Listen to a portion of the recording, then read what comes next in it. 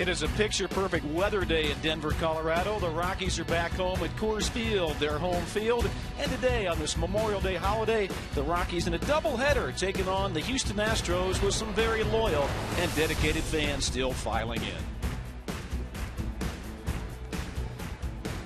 Hi, everybody. I'm Jerry Schimmel. Pinch hitting assignment today for Drew Goodman, and pleased to be working with my partner today, and that's, what's your name again, George Frazier? Jorge Frazier. George Frazier is a partner today, and Rockies back home, George, and they're playing this Memorial Day holiday today, a doubleheader today.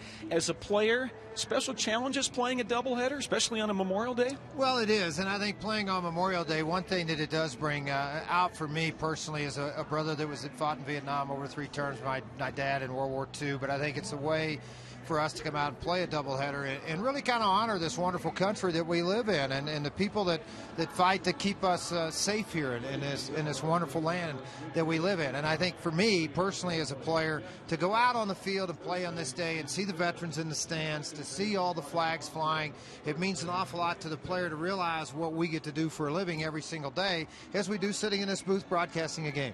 George, in Game 1, interesting pitching matchup today. A veteran lefty in Wandy Rodriguez, and then the miracle man on the other side, Juan Nicasio. Yeah, it should be fun to watch these two guys battle out again. Nicasio, great ball game for him in Houston. And Wandy's been pretty good of late. 4-2 record overall, 4-3 versus the Rockies. He has pitched like he had pitched when he's in that double-digit win mode. I mean, this guy has been able to sink the baseball. He's been able to get people to chase his good breaking ball to the outside part of the plate.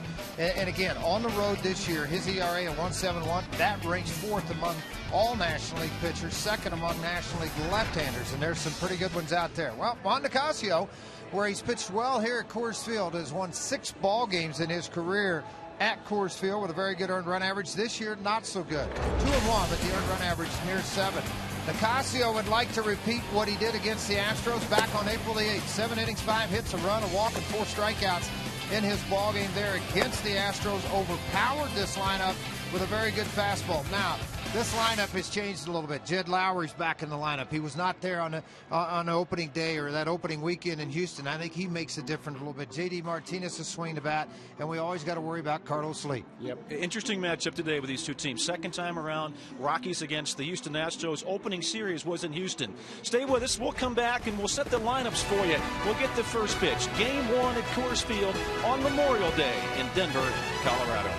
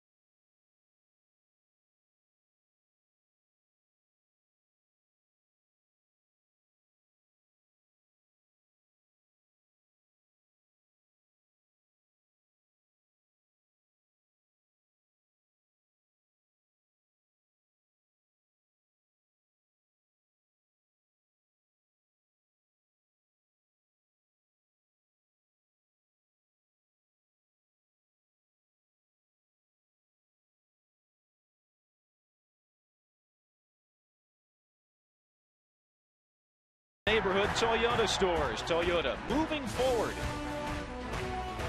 By CenturyLink, fast speed and low monthly price. Visit CenturyLink.com. And by Southwest Airlines. Find our fares online only at Southwest.com. Welcome back, everybody. Beautiful day on Memorial Day. We welcome you to our broadcast. It's game 1 of 2, a doubleheader here in downtown Denver today. Coors Field, Jerry Schimmel along with George Frazier as the Rockies back home and trying to get back on track today. A road trip where they won just a couple of ball games and getting back home where this year they are 9-14 and hoping on this Memorial Day to get it going against the Astros. Leadoff hitter for the Astros will be the speedy center fielder Jordan Schaefer, picked up in a trade from Atlanta a year ago with the Michael Bourne deal. And here's our Southwest starting lineup for both of these teams. We will start with the Astros. Jordan Schaefer will lead off. Jose Altuve, the second baseman. Jed Lowry, the new shortstop for the Astros this year, is going to hit third. The veteran Carlos Lee at first base. Chris Johnson at third. Brian Bogasevich, a young slugger, in right field. J.D. Martinez in left. The catcher Jason Castro on the mound. The left-hander Wandy Rodriguez. Juan Nicasio for the Rockies. The numbers on Juan this year. 10th start this year. 2-2 and that 4.83 ERA. The win-loss record, George, at home is good, but the ERA, like you talked about for Juan Nicasio, isn't where he wants it to be. No, it's a little bit high right now. It's 6.93, and you see those numbers, but I also look at the outstanding number of his walk strikeouts, and of course the walk's something that has been overemphasized, or emphasized, I should say, by Jim Tracy, Bob Apodaca among the starting staff. They have the least amount of innings pitched as a staff, second in all of baseball right now. So this is something they'd like to change. Nicasio, his last start, 5 innings, 6 runs, 5 earned against Miami in a losing effort through 99 pitches. Let's set you up defensively with the Rockies in this game 1 against the Astros. A little bit different look today. The outfield basically the same, but Dexter Fowler back in there. Gonzalez and Kadire in the corners. Jordan Pacheco at third. Tulowitzki scores at shortstop. DJ LeMahieu gets a start at second base. And Nicasio and Rosario, the battery mates, Todd Elton over at first. Here we go. Good to have you on board. First pitch delivered by Nicasio is fouled away. Juan talked to a little bit this morning, anxious about being back home. He's especially anxious about pitching on Memorial Day, which he's never done before. I think a lot of players that haven't got the experience to get between the white lines on Memorial Day on a beautiful holiday. There will be a great crowd for this first ball game, and with fireworks and everything else, and that second game should be an electric type crowd for that also. 70 degrees and very few clouds around Denver at the start of this ball game. I see 2. 2? That's smoke from the Jets that went I'm sorry. by earlier. 3-1 the count to Schaefer, and Nicasio falls behind the first hitter. Well, this Astro ball club's playing a lot better baseball. They're only 5 games out of first place against the Cincinnati Reds. 22-25 in their division. They've gone 6-4 in their last 10 ball games. Schaefer swings and fouls this one back, and it's a full count. And the biggest part of that has been the pitching staff. A 2.45 earned run average in the month of May is the best in baseball. One of the teams that has turned things around from a year ago, as George said, just flirting with 500. They have lost their last 2, but they had won the previous 4. And a young team playing with some confidence these days. Yeah, 6 of the 9 starters have come from within the organization and development. Hit to left center and well struck. Fowler going back. He can't get there. It's up against the wall. Dexter on a hop will toss into third. No throw. A leadoff triple for Jordan Schaefer to start this ball game. Well, you talked about his speed, Jerry. 13 stolen bases out of 17 opportunities this year. He does have a lot of speed, and when this ball gets in the gap, and you're not a home run hitter, he has 2 home runs, knowing that this is a pretty good pitch from Nicasio. Down in the strike zone, lower quadrant, down and away from the left-handed hitting Schaefer, but he drove this ball well, caught the sweet part of the bat. But when it got into left center field, his thoughts then, right out of the box, thinking, right here, let's turn it up a notch because I got a chance to get to third base with nobody out. And that's exactly what happened on the exchange of the relay from Tulowitzki. You can see that play in front of him. No hesitation around second base. Jose Altuve will bounce one to Tulowitzki. The run will score. Good play by Troy to get the out. One down, but the run scores for the Astros on a ground out and RBI. Jose Altuve drives in Schaefer. 1-0 early, the Astros. Well, let's take a look at the Houston Astros. Why are they better than they were from a year ago? As you look at these Chevys, dare to compare. Chevy Equinox 32 highway miles per gallon outperforms his competitors. Chevy, made for Colorado. Well, you can see the biggest difference for me is the 477 earned run average a year ago compared right now to where they've thrown the baseball much better than what they have. A 22-25 record, 3.47 team ERA, just 5 games back. This time a year ago, not so pretty. 10.5 back, and the ERA near 5. Jed Lowry, the shortstop, is the hitter now for the Astros. He'll chop one foul. Lowry picked up in a trade from the Boston Red Sox in the offseason. We missed him in the series in Houston. He was out on the DL, hitting .272 on the year, and got some pops, 7 home runs.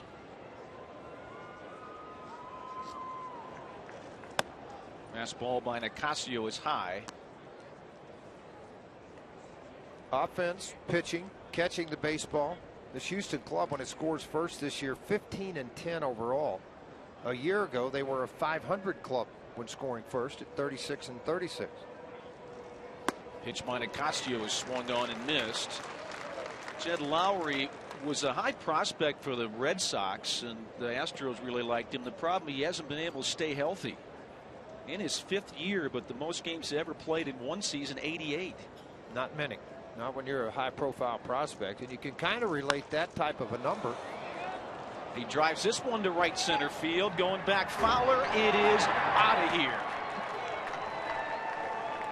A triple by Schaefer, a home run here for Jed Lowry 2 batters later, and just like that, the Astros jump on the Rockies 2-0. Now giving run support to Wandy Rodriguez, a veteran guy that'll take the mound here in the bottom of the 1st inning. Brad Mills got to be happy with what he's seeing out of this ball club early. Mike Barnett, the longtime hitting coach at the major league level. Fastball elevated. Look where this pitch is related to the strike zone on contact. See, everything's coming right across this belt line in a hitter's dream, and Lowry's able to turn on it.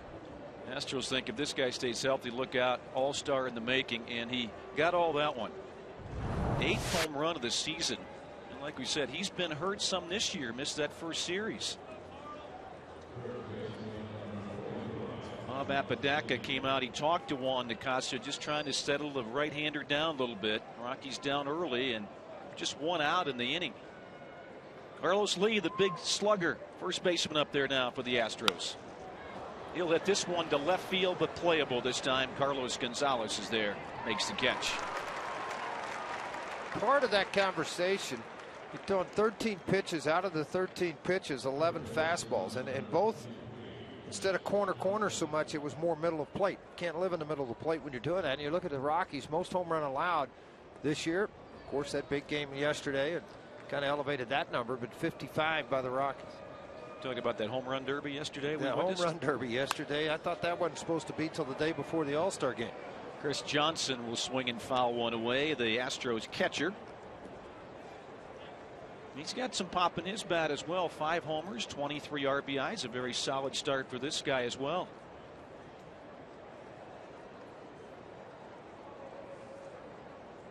Nicasio trying to get that 3rd out and keep that run lead at 2. This one's driven to left center field. Fowler goes back. It's over his head.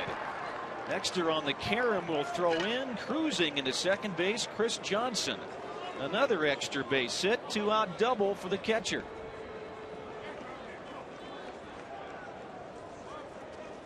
Dexter's legs have had to get pretty loose pretty early here. A couple of hits, 3 hits and a couple of runs early in this ball game. Slider, outer half of the plate, but it appeared on the strike zone as being in the outer half, but here it shows right in the middle of the plate and caught very well there on a Mike Shaw Subaru Super Mo, that you get an opportunity to see a lot of these swings and pitches on, and this ball driven directly to dead center field over the head of Dexter Fowler. Inning continues. Brian Bogusevic, the right fielder, in there now with the runner at second. And the fastball's inside. Not a bad idea. You're seeing guys take swings on you, one out of the park, two off the wall. Change your eye level and thought process. It's not free swing time on me. Bogusevic with runners in scoring position, 182 this year, and this one's off the plate, 2-0. Tim Tracy, George, is talking about Nicasio before the game, saying he's throwing strikes, but he's not pounding down the strike zone with that fastball. I think we're seeing that early in this game. Exactly what you're talking about. I hope this should be able to show it here after this pitch when Rosario sets up. This ball's down in the zone. Well, what Jim's talking about is working the bottom half of the strike zone. So if you're looking at it, a catcher, you want to be in this area with all your pitches. And the problem you're running into is when you start to get into this area, then you get hurt. Pitch to Bogusevic is there for a strike. Leadoff triple by Jordan Schaefer, a ground out to drive him in, a home run by Lowry, 2-out double by the man at second base, and Bogusevic trying to pick him up and make it 3-0. Foul tipped and held on. 3-0 hitters this year against Nicasio, 476, 4 home runs and 8 RBIs. Well, it's now 5 home runs and 9 RBIs and a higher average, and that's the 3-hole with Lowry's home run. Pitch to Bogusevic. That one's grounded to second base. DJ LeMahieu is there, and he'll get the ball over to Helton to end the inning. But the Astros strike early. They've got a 2-0 lead after a half inning. Rockies coming up.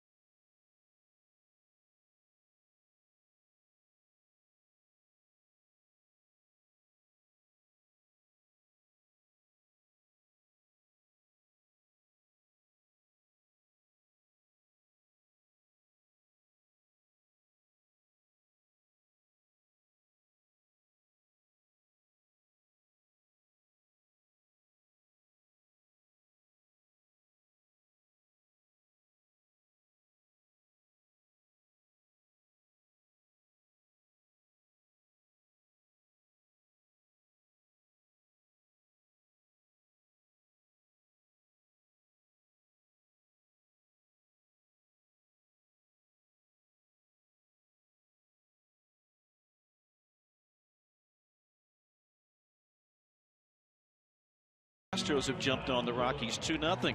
Welcome back to Coors Field in Denver. Dexter Fowler back in the lineup today. Will hit leadoff for Colorado. And let's look at that Southwest Airlines starting lineup for the Rockies. Here's the batting order. So Fowler leading off for Colorado, and Jordan Pacheco is going to get the start at third base, hit second. Carlos Gonzalez, Tulowitzki, Todd Helton back in there playing first base. Kadire, Rosario, LeMahieu getting his first start in a Rocky uniform will hit 8th, and then Juan Nicasio, the pitcher, after that. Well, Wandy Rodriguez on the hill, the veteran left-hander, 77 and 79, 12 starts versus the Rockies, 4-3 with an earned run average right around 4. Here at Coors Field has pitched pretty well. Quite honestly, he's pitched well here at Coors Field, and I think the other thing, looking at Wandy's, what he's done out on the road this year, 1-1, 171 earned run average. That is 6th in the National League. His 214 earned run average is 4th in the National League. Brandon Beachy sitting there with 177, a 5-3 record. Kershaw in LA, 197. Gonzalez, 204. And then Dempster at 214 is tied with Wandy Rodriguez.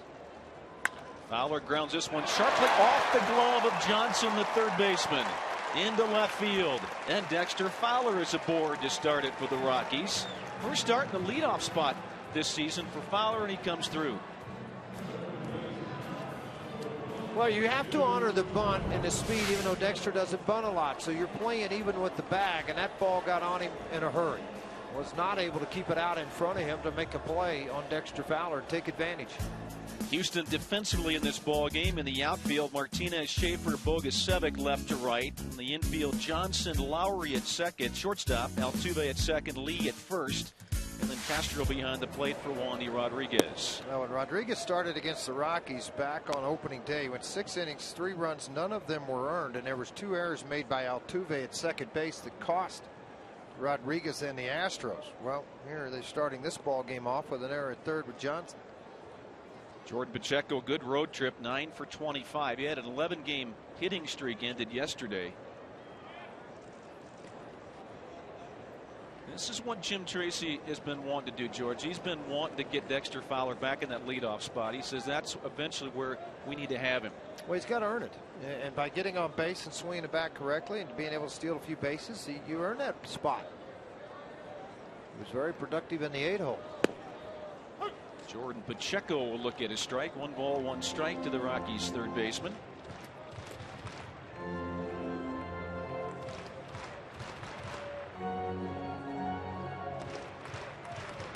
On the road trip, Pacheco swung the bat very, very well. Comfortable defensively, and you end up being comfortable at the plate where he knew he had a lot of confidence that he could swing it. He was saying that yesterday too, George, saying I'm getting there defensively. I'm reacting to balls better instead of playing defense, as he called it. He said I'm anticipating the ball better at third. You see Carlos Gonzalez in the on-deck circle. A lot of guys in the National League will go out and stand close. The Astros were doing it earlier to get a little bit better look on the pitcher. You know, not far away from it, but close. Something that's not enforced very often, nor is the coach's box on the third base, first base side of things. 3 balls and a strike to Pacheco. Jordan's a guy that doesn't chase a lot of pitches, and Rodriguez trying to come back with him here at 3-1. Just got that knack. Pacheco putting the barrel of the bat on the ball where it's pitched. This one hit to left field. That sends Martinez back. That's going to split the defenders. It'll bounce up in the crowd. No one either off the fence. That'll score the run. Into third, Pacheco. Rockies get one back. 2-1 Houston. 7th RBI now for Jordan Pacheco, and man, stay hot. 2nd triple of his this season for Jordan Pacheco. When that ball landed out there, a lot of players anticipate the ball to come off of the fence much harder. When this ball hit, it rolled up of the fence and went straight back down again. That bought some time for Pacheco to get there. Fowler is going to score easily where this ball was hit. There won't be a play made there, and there won't be a play at third on Pacheco. Jordan fired up. Anytime you drive in a run with a triple early in the ball game and bounce back after being down 2-0, you're feeling great. Now you got the runner at third and nobody out for Carlos Gonzalez. Trying to minimize damage as much as you can. And when this ball comes off of the wall, see, it's going to go straight up, straight down. Then it hit right into the glove. That bought time for a bunch of it action to continue on. Gargo's been great with runners in scoring position this year, over 400. He swings, and that one goes back to the screen. That's going to score Pacheco. It was swung on but missed. The ball got away. We're all of a sudden tied at 2. Castro with 3 pass balls. I'd like to look at this from center field because I think it's a ball he should have caught. Brad Mills could only be frustrated. His club throws 2, and then you get this back. Swing and miss on the breaking ball. It was in the dirt, a wild pitch that went between the legs of Castro. Now that's difficult for a manager in baseball that ball gets by you. There's no way that ball gets by you with a runner on third base, regardless of where it is. Not that it would have mattered after this base hit.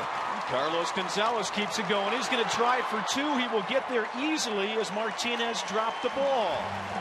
He just looped one into left field, and he's at second base with nobody out. You will find defensively when you come in as a visiting team that this Rocky Ball Club understands their home ballpark. Meaning that you hit a ball slicing to left and you've got a center fielder slightly playing you to pull, that you know automatically if you go hard out of the box, you've got a pretty good chance to get there. And with Schaefer bobbling the ball, it made it very easy.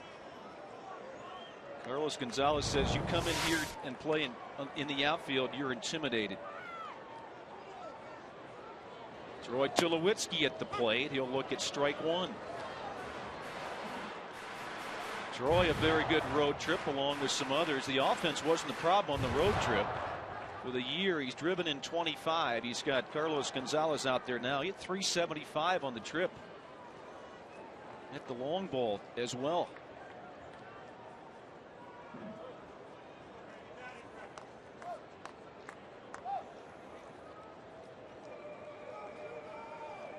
Still nobody out in this inning. Carlos Gonzalez at second base. Fowler and Pacheco have scored. That one in the dirt. Early on, Wandy's had to get tricky with his pitches to try to get some swing and miss. But out on the road, Tulowitzki, 6 games, 375. The bat has come alive. 3 home runs and 9 RBIs for him. That previous homestand, you see the numbers for it also. But Tulowitzki hot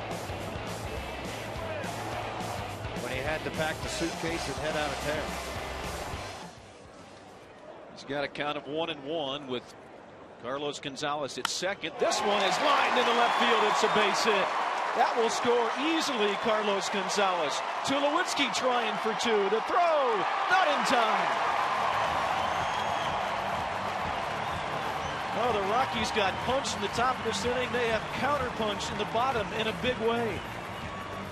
Saved by the bell in the first with some defensive plays made to get out of the inning after they gave up 2 doubles and a home run. They've come back with a triple, double, and a double to tie this or go ahead in this ball game 3-2.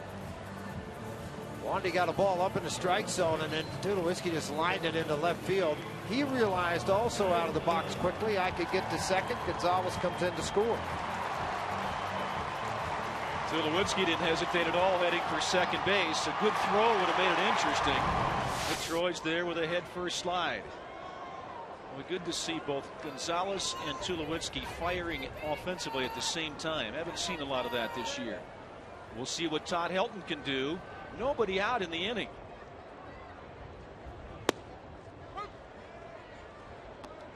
Todd had a good road trip as well. He was 5 for 16 between Miami and Cincinnati. Drove in 4 numbers for the year. Very good with runners in scoring position. You see 25 RBIs. He's 231 with the average, but he's come through in the clutch a number of times. He'll take that pitch for a strike, and Rodriguez works ahead of him. 0-2.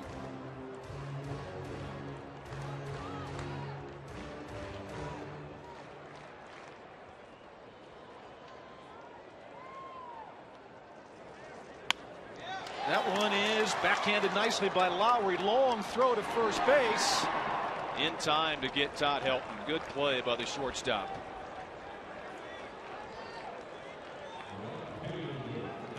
Question for you: who wants tacos? Remember, if the Rockies score 7 or more runs during any game, go to participating Colorado Taco Bell location. And the next day between 4 and 6, you get your Rockies taco special. On their way to doing that, they have scored 3 in the first inning. 1 down, a runner at second base, and Michael Kadire at the plate.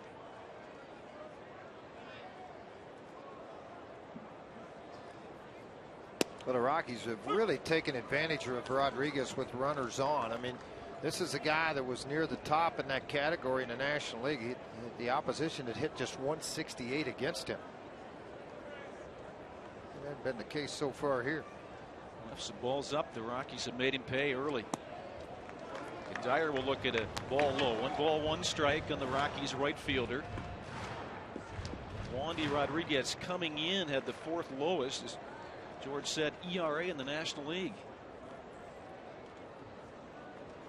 Pitch to Kadire is out of the strike zone.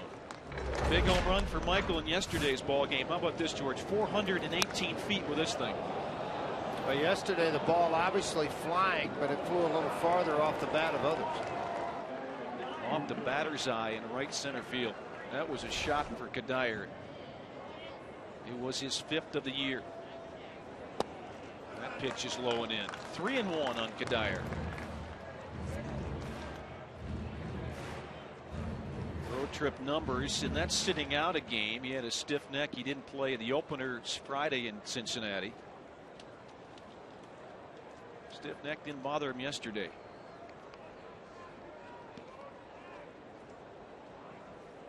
Wandy Rodriguez steps off the mound. Tulowitzki back to second base. 3-2 Rockies. We're in the bottom of the first inning, 1 away. And Kadire will look at a strike. He thought he had ball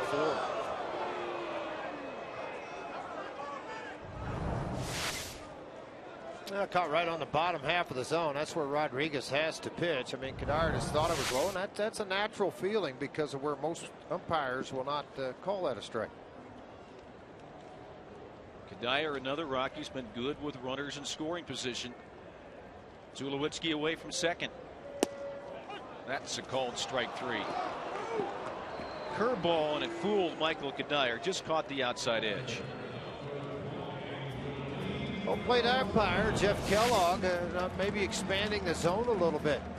A backdoor curveball, difficult pitch for a right-hander to sit and wait for it and make the quick release of the bat to try to hit the baseball. Your umpires for today, George mentioned Jeff Kellogg right there behind the plate. 2 away, Wallin Rosario, the catcher, up there.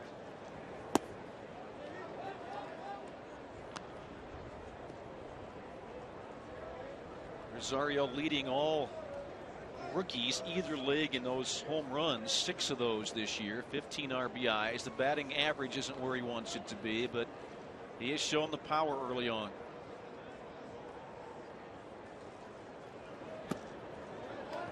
There's a pitch that's high, 2-0 to Rosario. I think people need to understand with a young catcher, anytime in the big leagues, they see the power and they see that release at times, Jerry, but I don't think they understand the responsibility that's heaped upon their shoulders of learning the opposition, learning your pitchers, learning what your pitcher could do to the opposition. And oh, by the way, I got to go hit. Very few Pudge Rodriguez running around.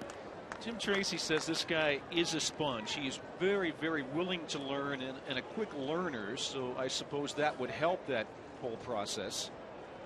But you're right. There is a tremendous amount of responsibility. And a lot of guys just don't seem to be able to do it. Don't accept it the way they should.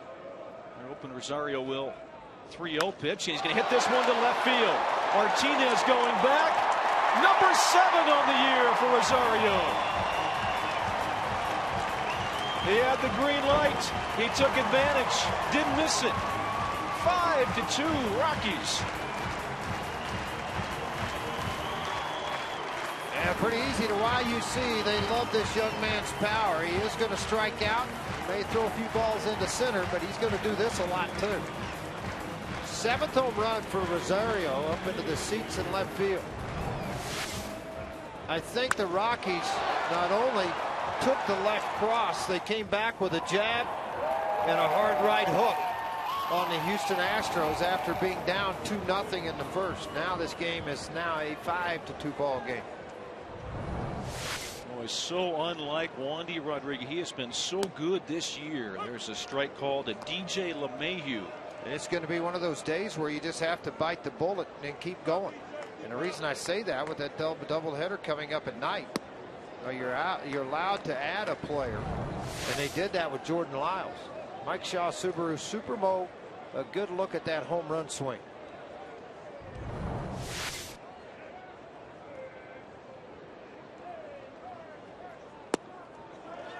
LeMahieu held up. He's 2-1 now with Rodriguez. 30 pitches thrown by Wandy Rodriguez already. DJ LeMahieu picked up in the trade from the Cubs during the offseason. Will foul this one away. We saw him on the road trip in Cincinnati coming defensively, as Rosario just has to have a shot at confidence. I mean, a 3-0 pitch that he did miss. Now you go back to work behind the plate. LeMahieu fouls a fastball back, and it's 2-2 on the Rockies' second baseman.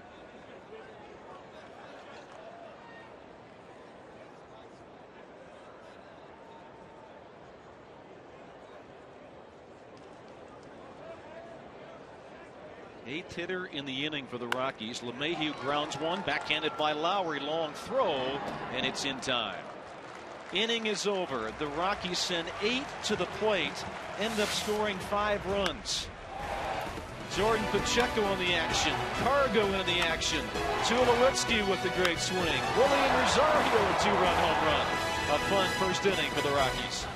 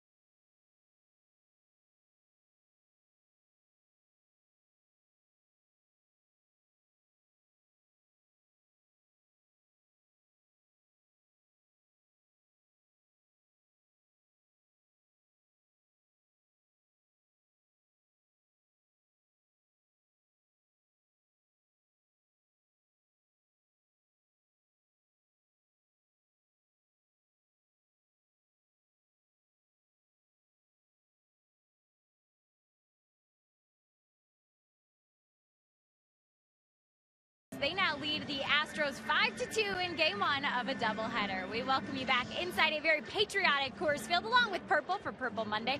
In fact, it happens to be one of Jim Tracy's favorite days. Of all the different holidays during the calendar year, Jenny, this one bears maybe as much or more significance than any other holiday during the calendar year. And so we salute all them, and hopefully we'll do everything we can today to try to put some of the smiles on their faces that they justifiably deserve.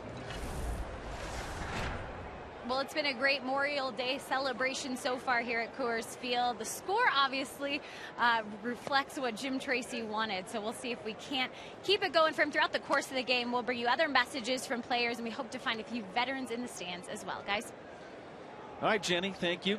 As Jim Tracy looks on, and we're talking to him about Memorial Day, he almost got choked up when he was talking with the media earlier.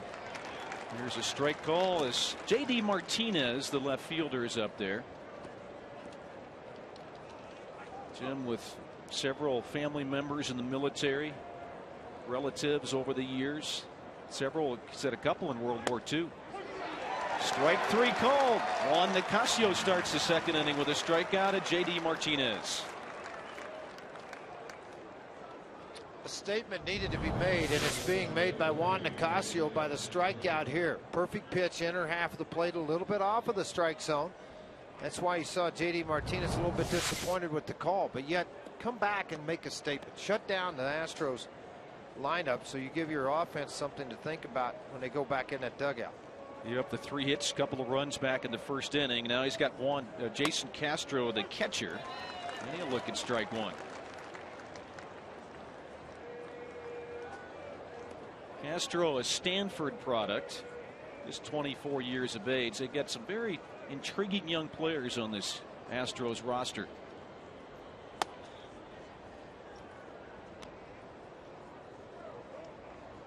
Interesting, the Astros have not played a doubleheader since 2006. That was a doubleheader at San Francisco. Of course, they got the roof in Houston, so they don't lose any games to have to make up one to play a doubleheader. Off the plate again, 2-1 to Castro.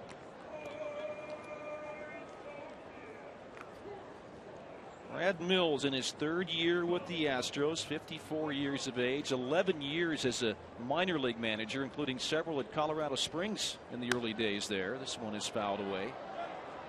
Finally getting the opportunity, and you would always like to see that guy that gets his first chance to get a proven ball club, but most of those already have very good managers, so they have to take on sometimes a rebuilding process to come in, and that's what's happened here with Houston. Houston now under the direction of Jeff Lunau, who has come over from the Cardinals. 2-2 pitch, strike three called. He got the fastball right at the knees. Yeah, Jason Castro, he's not happy with the call. Most tall guys have a difficult time reading the fastball down. You know what? On the Ford strike zone, it appears to be a little bit low and out of the zone, but Kellogg's making 2 called strikes here on pitches. Now Nicasio has his counterpart, Wandy Rodriguez, and the first pitch to him is off the plate.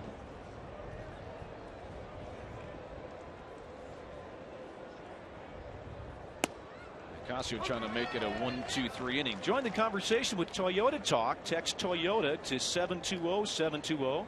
Share your insights or questions on the game, plus learn how to win $500 with a gas card.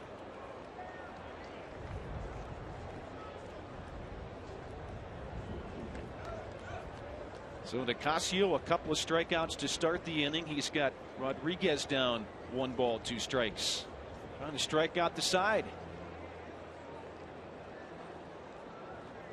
Big Ratty is ready. Here's his pitch. Swing and a miss. Strike 3.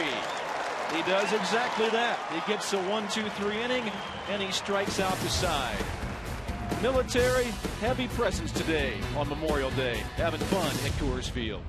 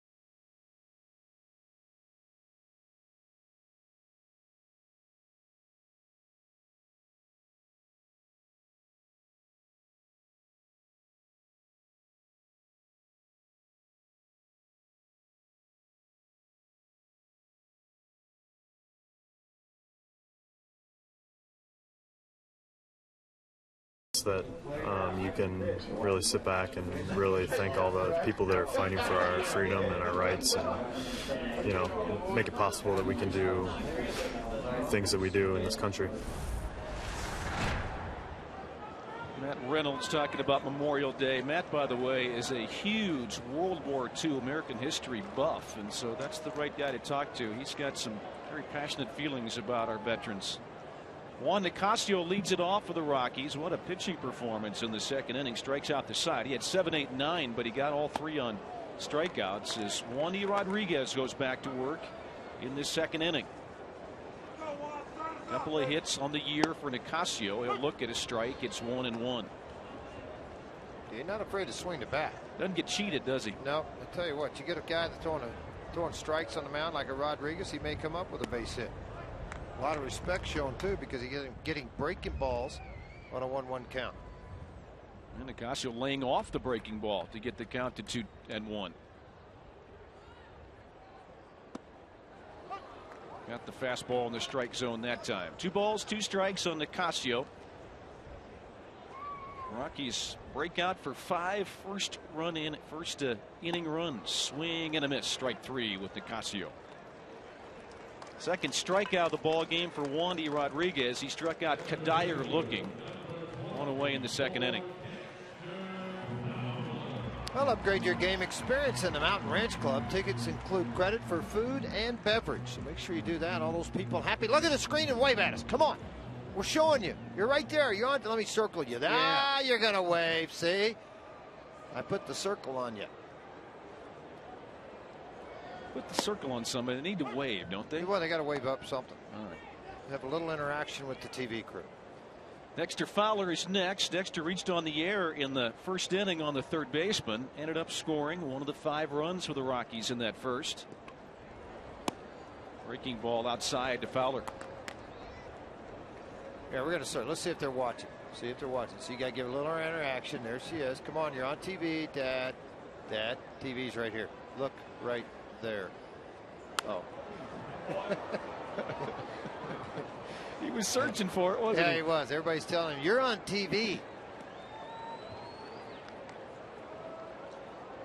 See? Here you're sitting right here, right? You're right here. Turn your eyes and look right there. See the TV? That smile. Nice. Didn't get the wave, though. No, they didn't give us the wave. Now somebody's going to run down and they're going to go, Frazier and Schimmel are giving you a hard time because you're not waving. 2-2 on Dexter Fowler, and he grounds this one. Backhanded by Lowry. Long throw. Not in time and off the glove of Lee at first base. Dexter Fowler is aboard again.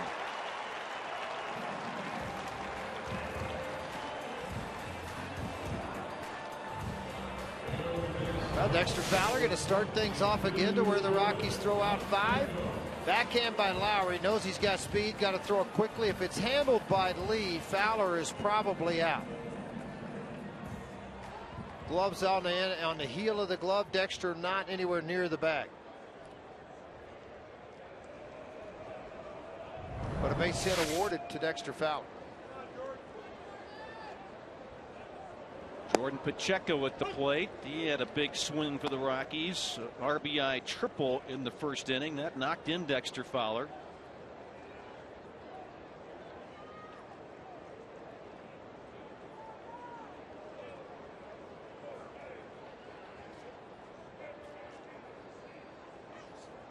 Dexter Fowler away from first base. Lee holds him. Here's the pitch to Pacheco. It's in the dirt. Here's today's AT&T trivia question. Brought to you by AT&T. Jordan Pacheco's 11-game hitting streak snapped yesterday. How about the longest for a rookie?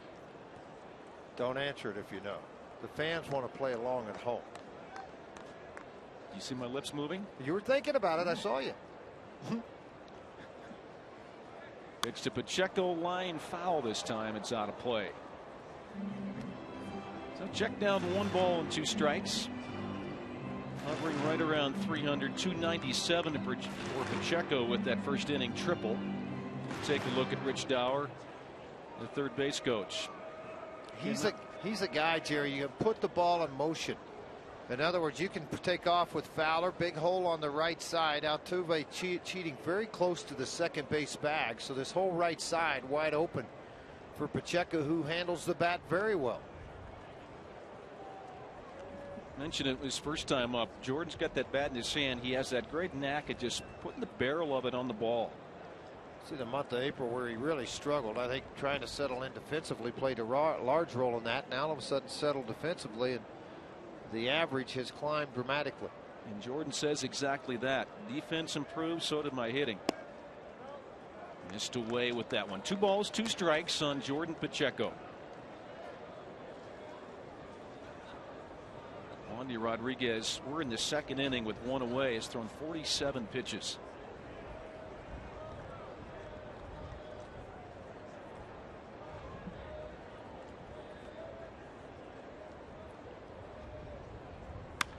That one's hit right at the second baseman. Second for 1 and on to first base.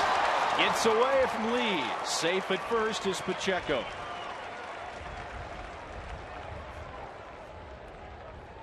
So Fowler's out, and there are 2 outs and a runner at first base for Carlos Gonzalez.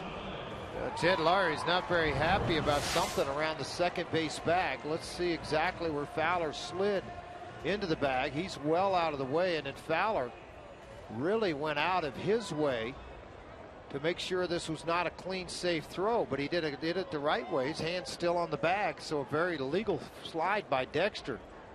At 6'5", he's able to do that, is to reach out, and that's what Lowry was talking to the second base umpire, Marty Foster, about. Carlos Gonzalez with a double, his first time up, first inning. And lines this down the right field line, and it is a foul ball. It's up in the stands. Just out ahead of that pitch.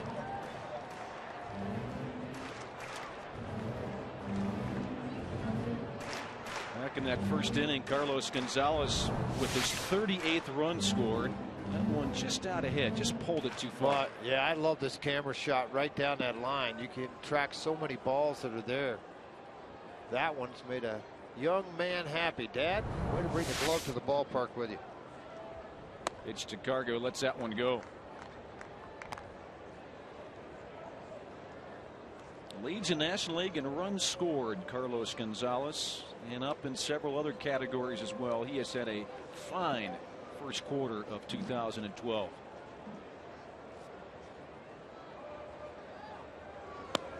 That caught the outside corner. 1 ball, 2 strikes. Jim Tracy talking about Cargo this morning, saying if he continues this hitting, and he made the point not a whole lot of folks talking about his offense. He said he's going to have to put some plaques on the wall if these offensive numbers continue this year.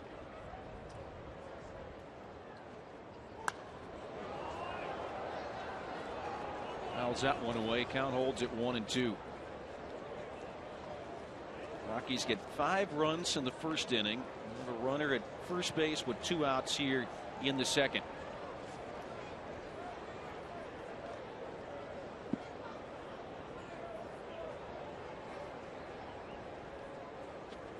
The pitch. That one almost hit Carlos Gonzalez. Evens it count at 2-2.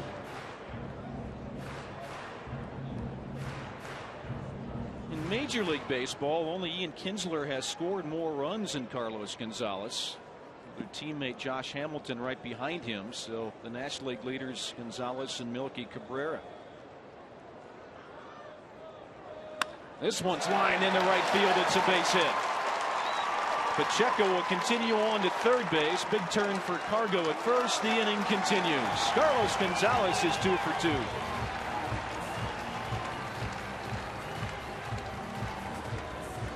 Their outfield defense is so deep because I think early on balls got hit. So you can see how far back they're playing. And when they're playing that deep, it allows you to make the move. Pacheco even made a step back to the bag, but because how far they've got to come get the baseball hit hard, now he's going to wait on it. That allows the first and third situation. Heads up base running. Runners at the corners. Gonzalez at first and Pacheco at third for Troy Tulowitzki. Troy, first time up, hammered a ball to left center field for a double, drove in a run. Troy has not hit well against lefties this year, but he sure did against Rodriguez first time up. He'll chop this one foul. Troy just 7 hits against lefties this year, 7 for 48. 2 outs with runners in scoring position, though. He has been very good. Doesn't matter righty or lefty.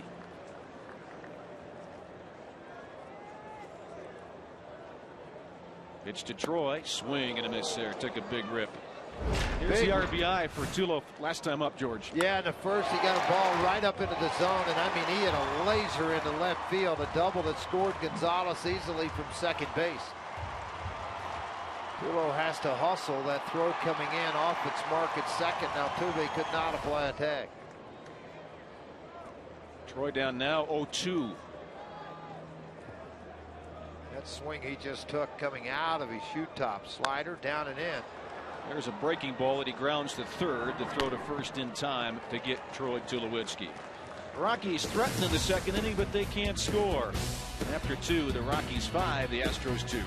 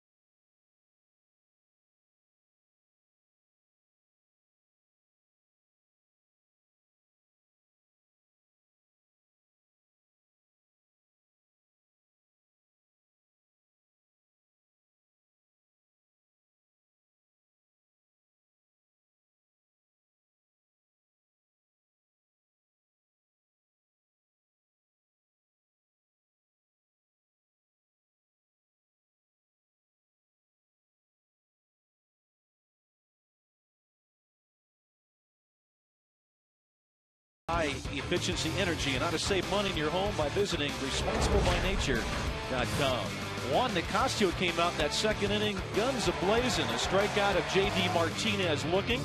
Came back with Castro looking strike three. He had one more to go. His counterpart, Wandy Rodriguez, swing and a miss. Struck out the side. High efficiency inning for Juan Nicasio back in the second. And he'll try to keep it going here in the third. 5-2 Colorado in the top of this third inning. Well, what a day for baseball. 70 degrees when we started. Still at 70, we are told. And the folks enjoying Memorial Day, this holiday, and seeing some good baseball early on as well. Top of the order for the Astros. Jordan Schaefer leads off. He tripled his first time up. Showed bunt. Ball one from Juan Nicasio. Schaefer picked up in the Michael Bourne trade. He's from Winter Haven, Florida. Picked up as a high school senior. That one just off the plate, 2-0.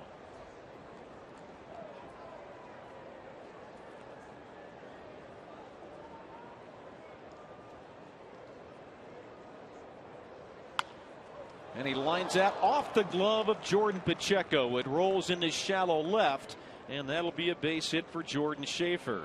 He was hitting only .207 in the month of May, but he's 2 for 2 this afternoon in this game one. Well, he got a pretty good pitch on a 2-0 count, too, that he could swing the bat, and that's exactly what he did. He went the other way with it. Pacheco's got to honor the bunt because Schaefer will bunt the baseball. Jordan only playing at about 80 feet from home plate when that ball sliced right at him off the glove. Jose Altuve with a ground out his first time up, but it drove in a run. Schaefer can run. Good lead from first. Rosario, a very strong arm, and Rosario this year has thrown out 36% of would-be base stealers, 7 of 19. Jim Tracy thinks that number is going to go up as his career goes on. He says he's rushed some throws where he had a chance to throw some guys out and didn't do it for that reason. So when he doesn't rush, just uses that big arm, he's really good. Well, I think that's the difference between he and Hernandez and even Will Nieves. Experience. They have the ability to set with it behind the plate, get themselves positioned properly, and then make that throw. Talking about the 13 stolen bases by Schaefer, that's tied for 6th in the National League. You see Rosario glancing over toward the dugout. He's looking to see if there's a pitch out.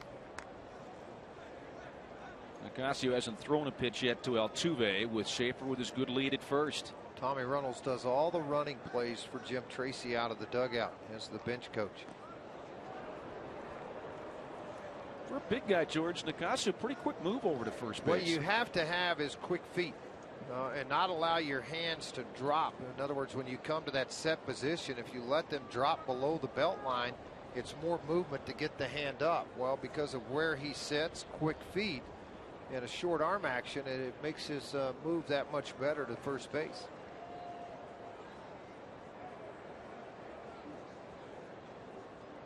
Here's the first pitch to Altuve, and he lines this to center field. It's a base hit. Schaefer's going to stop at second base as Fowler's quickly up with a baseball. A little something going for the Astros in the third. They have first and second, nobody out. All Altuve has done is hit since he came to the big leagues. Small in stature, but built very well. Very strong player. Reminds me a lot of Mike Gallego as far as quick hands, his ability to cover. A little more power than Gallego. You look where this pitch is, and because he's not a tall guy, that's not a low pitch to him. He just went down and put a good swing on it. 9th best average out on the road this year in the National League at .333. David Wright with the New York Mets, a stupid .438. Holy cow. Jed Lowry, the hitter. Fastball is high to him. Hit the home run his first time up. It was his 8th of the year. 20 RBIs now for this shortstop. He played his college ball at Stanford. He was a first-team All-American there for a couple of years. You can see that stance. Unlike a lot of players these days, a closed stance from the left side. Well, even that front foot, even though closed front side, his front foot is actually turned in. and versus being straight. And a lot of hitters do that because they have a tendency to let that front side fly sometimes. Well, the home run he hit back in the first, belt high fastball. Juan got it out over the plate, and he took it into the bullpens at right center field. As soon as Nicasio threw that pitch, he put his arms up in the air like, oh my, what did I do? Look at the foot. This is what we're talking about right here, how that foot is turned in. Very close stance. Most guys you see are going to be in this position when they start. That one's in the dirt, going to get away from Rosario. The runners will advance. Second and third now for the Astros, and nobody out. Lowry is tied with Desmond in Washington for National League home runs by a shortstop with 8. Tulowitzki has 7. Let's look on the Mike Shaw Subaru Supermo where this ball actually hits. It's a slider they're trying to put down and in on that back foot. It actually looks like it hit right on front of home plate, and you're going to have a reverse spin of the baseball. Rosario did everything he could do to keep that ball out in front of him. He did everything fundamentally properly for it. For Nicasio, it's his 4th wild pitch of the year. Back to a windup for Juan Nicasio. Nobody out. Runners at second and third. The infield back for the Rockies. A bouncing ball to Todd Helton. He's got it. He flips to his pitcher covering first base to get the out, and the run will score. Schaefer was able to jog home from third base. Astros score. It is 5-3 Rockies. 21 RBIs now for Lowry, and again, give back the run. They're pretty confident with that lead of 3. They felt comfortable to go ahead and keep the infield back as you should. Get an out in this situation. Second and third, and nobody out. It's unlikely as a pitcher that you're going to strike out the side when you're in the middle of the other team's lineup. Big Carlos Lee, the hitter now, and he fouls this one away. Better to get the out any way possible, and they do just that. Well, Lee's seen 2 pitches. He's fired at both. One a fly ball to left, this one in the seats down the right field line. We talked about Schaefer's stance being closed. This guy's got a big open stance, you see, from the right side. He's got scary kind of power. That one is fouled back to screen, and he's down the count 0-2. 18 homers a year ago. You talked about his open stance, and from center field, watch to see if that comes open much. See, he doesn't really come to the plate a lot. So you counter that by throwing the pitches to the outside part of the plate. You want to try to go right out here. If you come in, and that's what the Rockies are doing, you better get it off the plate, not miss with it. He went down and got that one and drops it into left center field for a base hit. Altuve will jog home. So Carlos Lee didn't hit the ball hard at all, but he's got himself an RBI. And it's 5-4 Colorado. That'll show you what, and again, Nicasio made a pretty good pitch here. But on an 0-2 count, we're going to freeze this out front. Now you can see where this ball is. This ball's here, and Rosario's wanting the ball in on his hands where he can't extend. I mean, it's a great job of hitting by Carlos Lee, because for a big man, he got his hands inside on the baseball and make contact to lift it. All he's trying to do is drive in the run with either a fly ball or base hit, and he got the base hit. 23 RBIs for the big first baseman. Chris Johnson, the next hitter, takes a pitch for strike one. Extra base hit for him his first time up. He had a double in the first inning. So Nicasio giving up the 2 runs first inning, struck out the side in the second, has surrendered 2 here in the third. 1 down, and Lee's at first.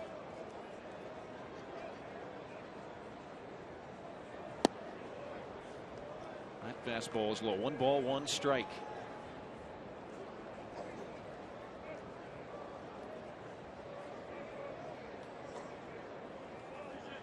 Chris Johnson last year, 107 games played for the Astros. 4th round pick in 2006. Really like the upside of this guy as well.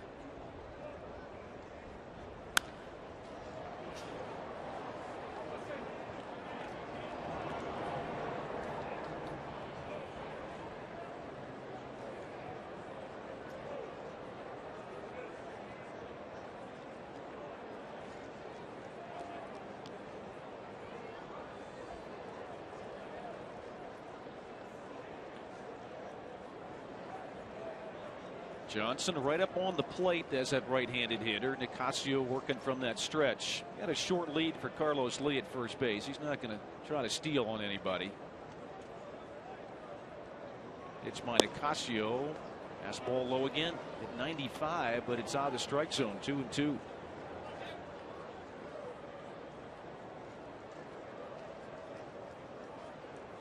Astros, very interesting offensive team. They, in their last 9 games, have been out hit in every one of them, yet they are 5-4. They have been getting great pitching, like George talked about, timely hitting as well. Well, everybody in baseball was looking to see if the Astros would be sellers in another month, if they would give up, pay for part of Carlos Lee's contract. Wandy Rodriguez, 2 of the main parts of their organization that they might trade.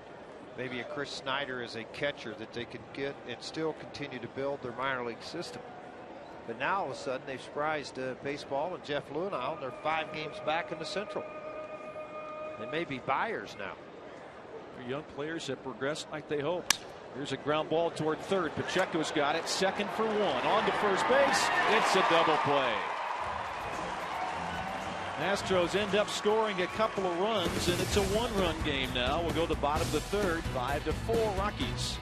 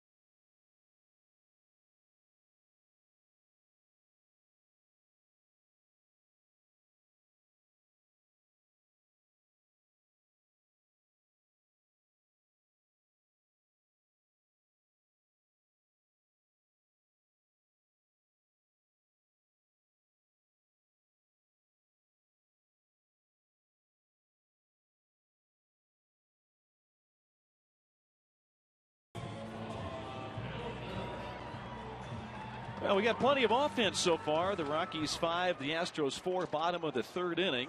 USAA would like to recognize our American military members here at the stadium today. And there is a sample of them. A great presence today on Memorial Day at Coors Field with our military personnel. George had mentioned earlier his father in World War II mined the same way. Very proud veterans were our fathers, and we have several of those in attendance today. Todd Helton's a hitter for the Rockies. Todd, the first time up, grounded to shortstop on a fine play by Lowry. And he'll line this one up the middle. It's a base hit.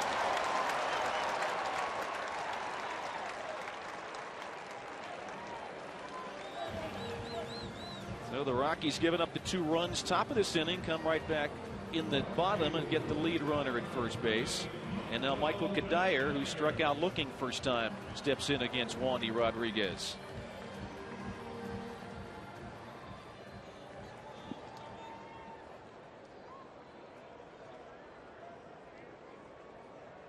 The pitch to Kadire is outside for ball 1. And against Rodriguez in his career coming into this, Kadire 4 for 8, so 4 for 9 with a home run against Wandy Rodriguez. Sometimes coming from the American League, you don't see a lot of these guys, but obviously he has and had success. And against the Astros in his career, he has 3 home runs, 6 RBIs, and a .314 batting average. So against the Astros, good, and especially against Rodriguez, their pitcher. Pitch to Kadire, bouncing ball to shortstop. Should be 2. Second for 1, and a double play.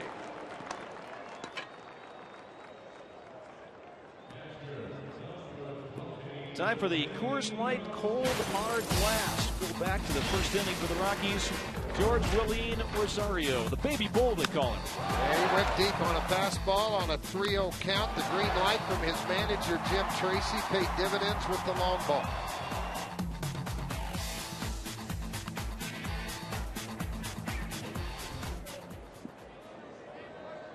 He's at the plate, 2 outs and nobody on. He had a runner on last time he was up there with that blast. And the fastball is away for ball 1.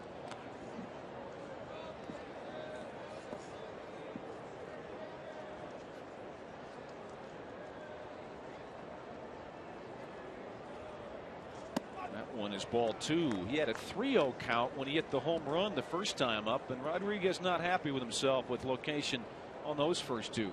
No, he fell behind, and he fell behind with breaking balls. Here it was first pitch fastball up and away at 90. Then he got off to the side of a curveball at 77 and fell behind. Swing and a miss there. Took a big rip and came up empty. On 2-0, he swung through a changeup. The difference between the minor leagues and big leagues is guys like Wandy Rodriguez on a 2-0 count throws an 83-mile-an-hour changeup for a strike. This one is hit in the left field. That's going to drop for a base hit.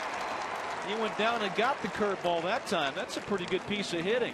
Well, it's good to see, too, because that's the one pitch, particularly from right-handers, that has given Rosario fits. Coming from the left-hander on the Mike Shaw Subaru Supermo, you could see that curveball, knuckle curve, in a very good location if you're Rodriguez. But that's a great job of hitting by Willeen Rosario. Really kept his head on the baseball, got good arm extension out, put a good swing on it. He runs pretty well. He's over at first base. Doesn't have a big lead, but he runs all right. DJ LeMahieu, the hitter, and he'll foul the first pitch away. Grounded out his first time up.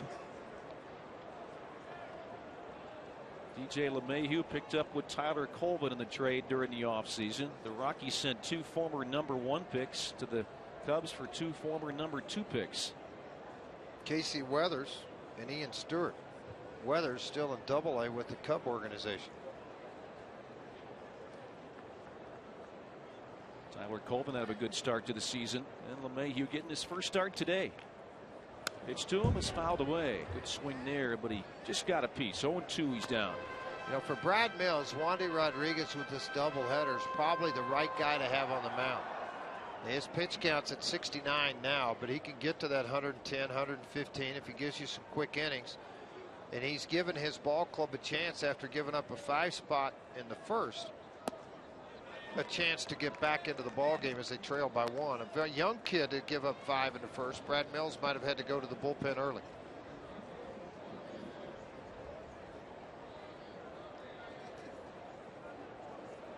Not a true indication, that record of Brad Mills as a manager. Very good baseball man. This one is lined down the left field line. It's a fair ball. It'll work into the corner. Rosario runs well, being waved home. Here comes the throw. Safe. Well, like Carlos Lee, only 5 feet out in front of.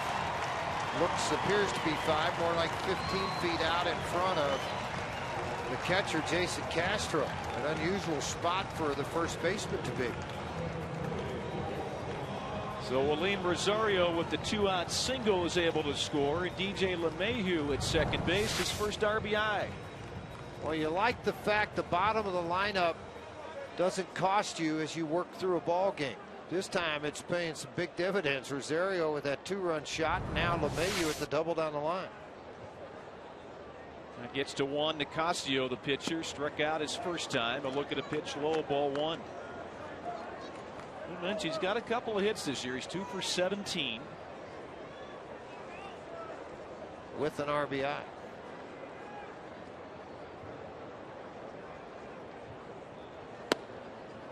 Here's a pitch that's a fastball right on the outside edge. 1 ball, 1 strike to the Rockies pitcher. So the Rockies get another 6-4. They lead the Astros. We're still bottom of the 3rd inning.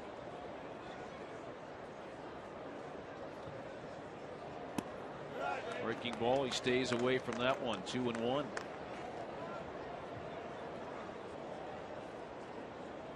Wandy Rodriguez, the guy the Rockies had talked about wanting to trade for at a couple of different times over the last couple of years. That one missed. 3-1.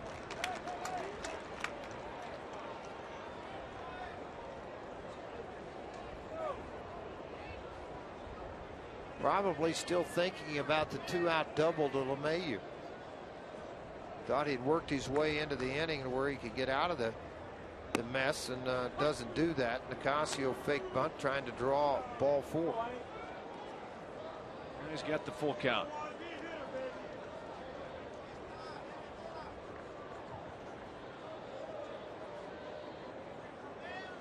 DJ LeMahieu away from second base. Full count pitch is a called strike 3. Came back with a fastball and caught it on the inside edge. The Rockies get another. They got a lot of offense early in this ball game. After 3, 6-4, Colorado.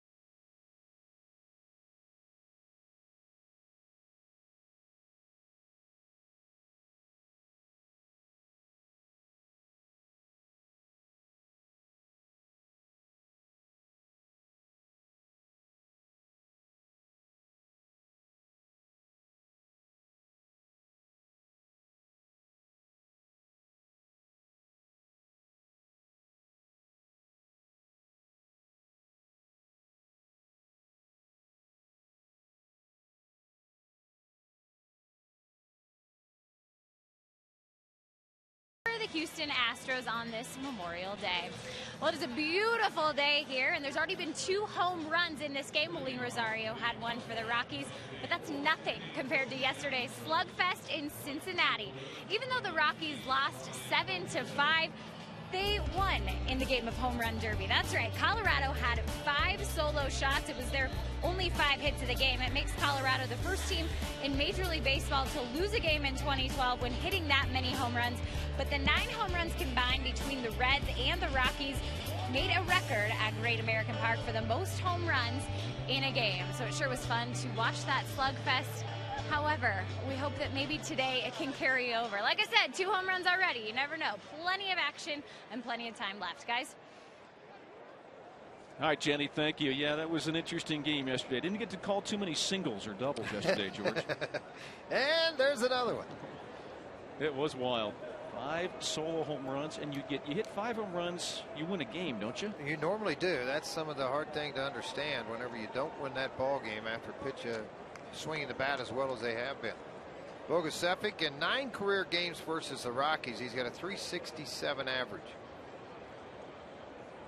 Castillo back to work. That first pitch is in there, strike 1. Try to have one of those settle down innings for you. And we mentioned early on about the ability when you play a split doubleheader that is scheduled through the Players Association, Major League Baseball, you get to add a player. Of course, like most ball clubs, you're going to add a pitcher, and the Rockies did that with Carlos Torres. You do have an extra arm in the bullpen. Bogusevic grounded out to second his first time. Juan Nicasio had 7, 8, 9 back in the second inning. He struck out the side. He has 6, 7, 8 here. Here's the numbers against the Rockies in 9 games. He has been impressive. 2-2.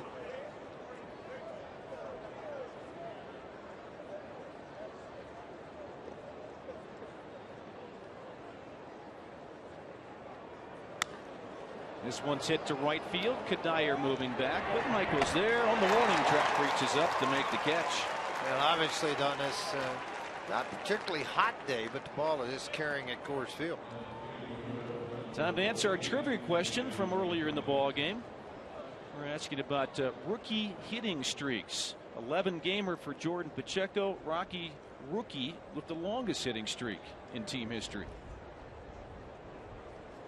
There it is, George. Garrett, Atkins, and Juan Pierre. 16 apiece. This one hit to right again. Michael Kadire's there. Out number 2. Atkins not with a lot of speed, just a lot of line drives. Pierre with that blazing speed. I'm sure there was a few bunt base hits in there for Juan Pierre. So Kadire makes the first 2 outs as the right fielder for the Rockies. And now you get Jason Castro, who struck out looking against Nicasio first time. 2 outs and nobody on. Top of the 4th inning.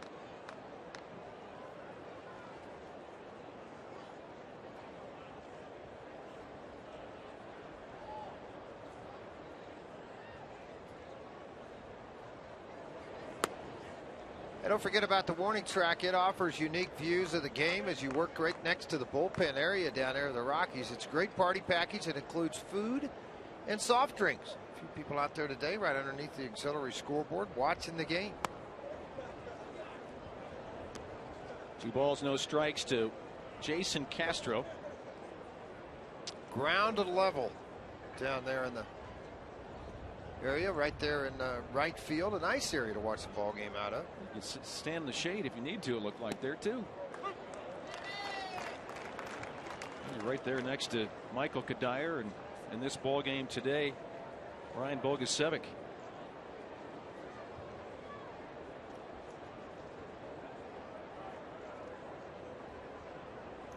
Two balls and a strike on Castro. The pitch by Juan Nicasio works off the plate. 3-1.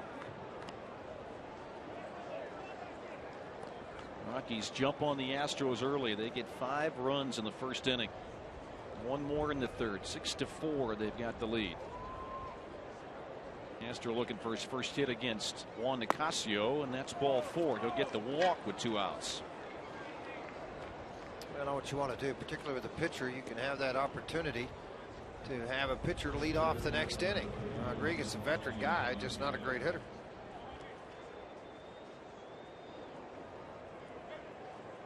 Well, folks, you can text Cheyenne for your chance to win Reba tickets at Cheyenne Frontier Days. Also enter to win tickets to Brad Paisley, among others, championship bull riding, baseball games, VIP grand prizes. Message and data rates may apply. Visit RockyMountain.rootsports.com for the official rules of Cheyenne Frontier Days.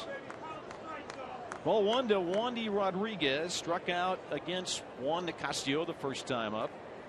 Castro's at first and 2 down. Next pitch is a strike called, and Rodriguez taken all the way. 1-1.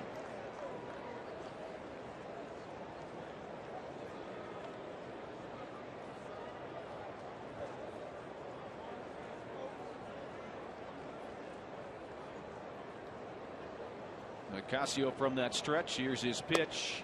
That one caught the outside edge. Working ahead of his counterpart. 1-2. One start this year against the Astros for Nicasio. That was that opening series, and no decision for Juan. Pitched pretty solidly. Rockies ended up losing that ball game. Astros took 2 out of 3 of them in that series. This one is hit to right field. Kadire moving back. He's going to reach up and make the catch. Michael Kadire will record all 3 outs in right field in this inning. Let's go on to the bottom of the 4th. The Rockies up on the Astros.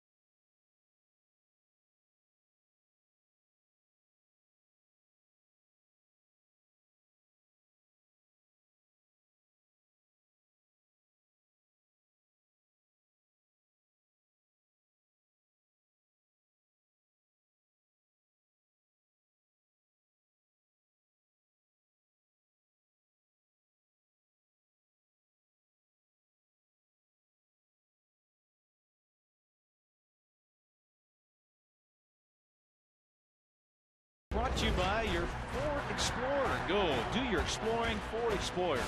Go further by AT&T, the nation's largest 4G network. AT&T, rethink possible. And by College Invest. Are you saving for college or just talking about it?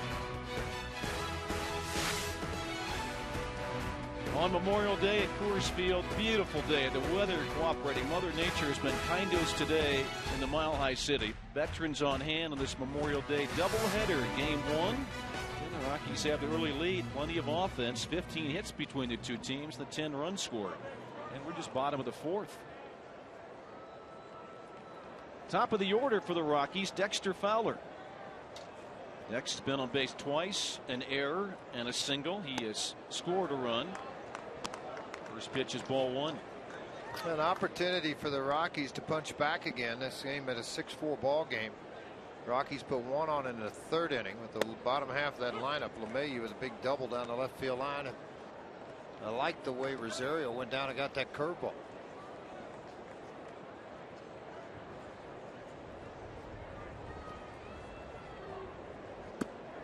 Dexter Fowler this year has not been good against left-handed pitching as a right-handed hitter. Just 190 before his last single in the 2nd inning. Yeah, part of the reason he got the shot against Wandy today, 3 for 8 in his career. He grounds this one toward 3rd. Big hop there for Johnson. He'll step fire and a close play out at first base. Really close play. Dexter got up the line in a hurry. Johnson kind of gathered himself at 3rd base to get in a very good throwing position. Almost cost him. I'll tell you what, good hustle, Dexter Fowler. He kind of gathered the ball there, a little bit of a second pump, looked up and goes, I better air this thing out in a hurry. Watch how he kind of gathers himself and gets a really good grip on the baseball. Made that a very close play at first base. You can see the ball caught. Dexter about a step out. Jordan Pacheco shows bunt. That brings the 3rd baseman Johnson in a couple of steps. It's strike 1 to Pacheco. Tripled, drove in a run in the 1st inning. Fielder's choice last time.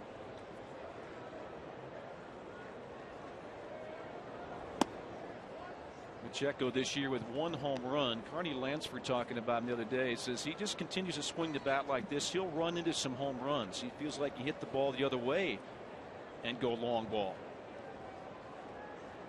Yeah, just keep doing what you're doing at the plate right now. Working counts, being able to swing the bat. We saw a lot of this last year when he came to the big leagues, and people said, well, he only hitting the mid 200s while in AAA, and it takes me back to a young man by the name of Matt Holliday. When he got the opportunity to come to the big leagues for the Rockies, he was hitting 265 in AA at the time. Marcel Latchman, who worked for the Rockies as a special assistant, watched him batting practice, watched his hands, the work ethic that Matt had. And obviously the rest of the story is pretty much history of what he's accomplished in the game so far. Well, with Pacheco, you kind of have that same correlation here. Not the power, but the ability to hit at the big league level has been pretty good. And sometimes, George, doesn't it, as pitchers or offensive players, position players, it takes a little longer for some guys than others. Absolutely it does. I think it takes the time. It just depends on how much time you have to give them and the opportunities over and over again. And what Pacheco did was he went back to AAA and hit well over 400. And then got the call back here with an injury and has taken advantage of the opportunity Jim's given to him. You look at the Astros lineup today, you see guys like Lowry and Altuve and Bogasevich, Martinez, who had very short stints in the minor leagues. It just takes some guys longer than others. That one's off the plate to Pacheco. 3-2. Haven't seen that very often. Pacheco with 2 gloves on and in mid-bat dumped the bottom glove. Must have torn. Something had to happen.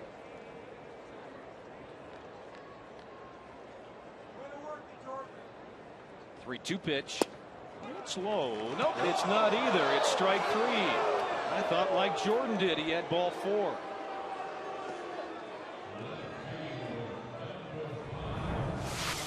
It's been a day of a little bit of frustration for some different hitters on both sides. This time it's Jordan Pacheco's turn. Jeff Kellogg behind the plate. He has called that low strike. He's been consistent with that. Now here's Cargo. 2 outs, nobody on.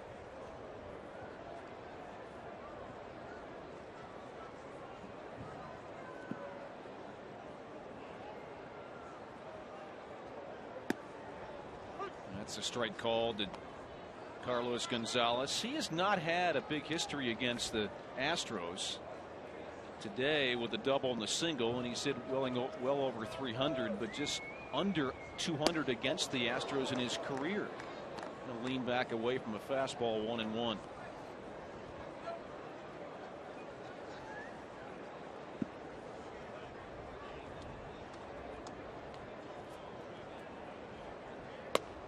That one missed outside. Cargo to begin the year had some trouble against the left-handed pitchers, but it's different these days, and against a lefty, Wandy Rodriguez, he has not had trouble in his career. How about 5 for 14 now with the 2 hits in this one?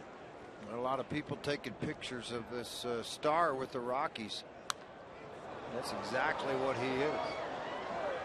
I'm betting on the ball. I won again. So many people in the stands, and God, I love you. If you bring a glove, it makes it so much easier for you. But it looks so catchable when it's about 70 feet in the air, but on the way down and it's gaining velocity, it becomes uncatchable. And that's a called strike 3 with Carlos Gonzalez, and a ball that looked like it nearly hit him. But he is out number 3, and it's a 1-2-3-4 for the Rockies. We'll come back after these messages to Coors Field.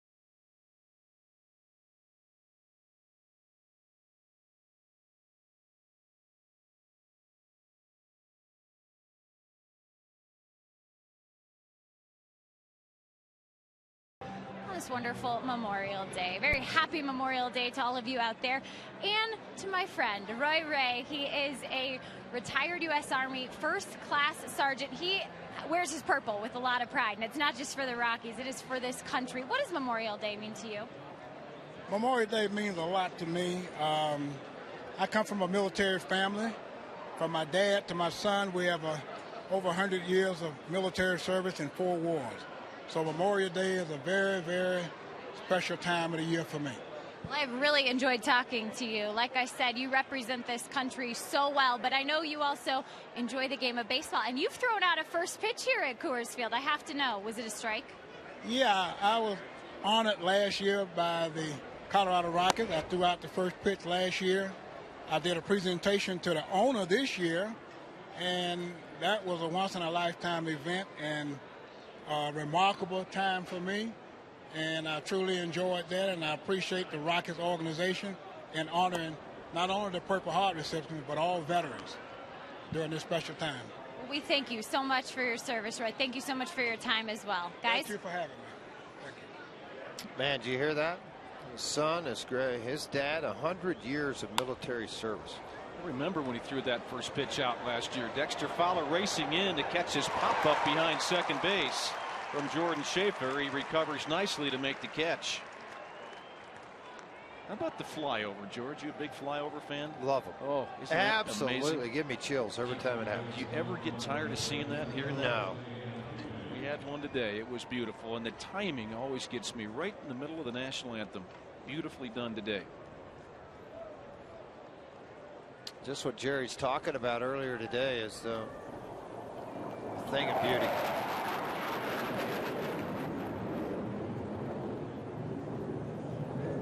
And that was right in the middle. I mean, you couldn't split the national anthem any more down the middle when that flyover took place here at Coors Field. It was a great moment, as always. Jose Altuve, the hitter, he is 1 for 2, drove in a run his first time with a ground out, then the single last time up. And that one is off the plate. George made a comment earlier about this guy, not big at all, about 5'7", 5'8". They didn't know if he was going to be able to hit, but he has done nothing but that these last 2 years for the Astros. They love him in that 2-hole. Signed as a free agent out of the Dominican Republic. He does have some pop. This ball to the warning track to foul for out number 2. Short but strong. He drove a ball a long way that time. You know, we could have back-to-back records set or tied. Kadire 3 outs in the other inning. Dexter's got 2 here. We could have back-to-back tied records. Here we go. The first time I pulled that on a rookie, he looked at me and goes, "Is it really a record?" Only because it was pulled on me. We'll see what Jed Lowry can do. Can he fly out to center field? He'll take a pitch for a strike. Reminds me the other day, George, my son's Little League game, and his pitcher, Ryan was playing shortstop. His pitcher had a 3-pitch inning. Oh, 3 pitches, 3 outs. And I said, "You guys have tied a world record." They looked at me like, "We have, haven't we?" And so the rest of the game was all, but hey, we're world record holders now. We tied a record today. That's pretty cool.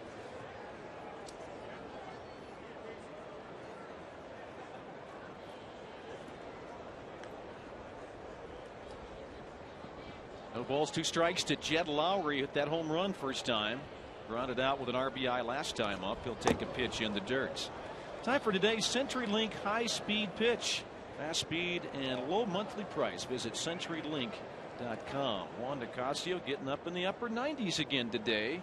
And Wandy Rodriguez sitting right there. High 80s is at 90 this afternoon.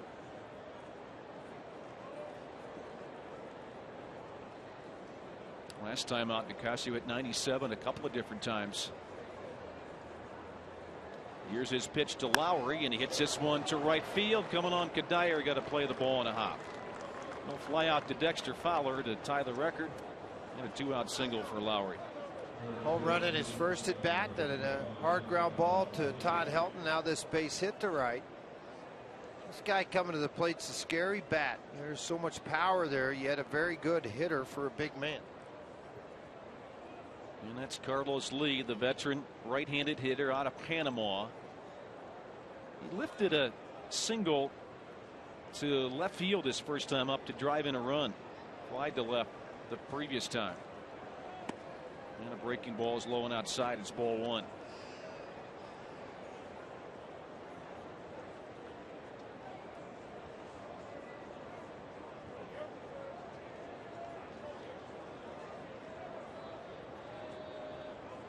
Since 2005, when he had 41 home runs, the home run totals have gone down each and every year, going off the end of his bat. This guy difficult to strike out as well. In fact, once out of every 21 at bats, 20.6 at bats, once out of every one of those he strikes out. That's a tough out right there. Normally it gets a leadoff hitter, a number 2 hitter. It's Carlos Lee. Wide stance, really low to the ground, good center of gravity. Keeps his heads and hands very still when the pitch approaches the plate. Take a strike from Nicasio, 1-2.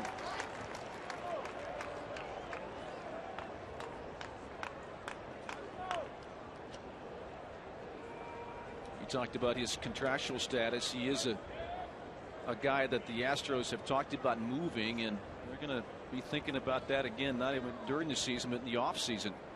His contract is up. Here's a pitch to him, and a ground ball up the middle into center field. It's a base hit. Tulowitzki made the diving attempt going up the middle and to his left. He couldn't get it. Inning continues for the Astros. A pair of singles with 2 outs. Tulo slow to get up. LeMahieu making sure Tulo is all right, and he says, "Yeah, I'm fine." lot of times for Tulowitzki, it's a disappointment that he did not make a great play, because he has made so many. That's off the end of the glove, and as Jerry described it, off into center field. Mike Shaw Subaru Supermo, you can see how close Tulowitzki actually came to the baseball. And that's a play. If Troy makes it, he's got a chance to throw a runner out at first, because Lee doesn't run very well. May not have to play at second, but a chance over at first. But instead, it's first and second, 2 outs, and now Chris Johnson's up there.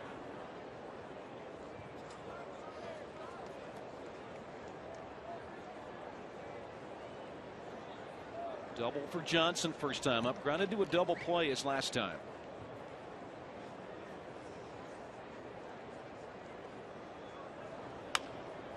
Lifts this one to shallow right. It's going to drop for a base hit. A run will score. Lee trying for 3. The throw is over the head at third of Pacheco and up into the crowd, and awarding home is Lee. He will score to tie the ball game up. Michael Kadyr's throw just got away from him.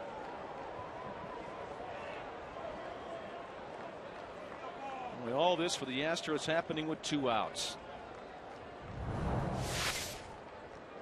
Absolutely good pitch by Nicasio, and it gets right onto the hands. It's going to be dumped out into the outfield and right field. Lee does not run well, and I understand Kadyr trying to get something on this baseball. It just came out of the hands high, hot, and into the seats. You can see highest earned run average in any inning. The Rockies right now in all of baseball, the 5th inning gets them 8.22. Toronto, the Baltimore Orioles, Milwaukee Brewers, and Minnesota Twins, all well above 7.50 ERAs in the different innings that they get attacked. The 5th inning is the one that gets the Rockies. In this 5th inning today started so good for the Rockies. 2 flyouts to center field to get the first 2 hitters. Single by Lowry, single by Lee, and then Johnson comes through with the base hit. So Juan Nicasio back on the mound. Juan was backing up that play at third, and that ball just got by him up in the stands. He just couldn't get to it in time. Would have saved a run had he been able to pick that thing off. He'll bring up Brian Bogusevic. He's 0 for 2.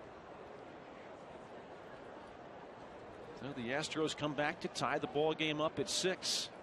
2 in the first, 2 in the third, 2 in the 5th. Bogusevic swings and fouls it away.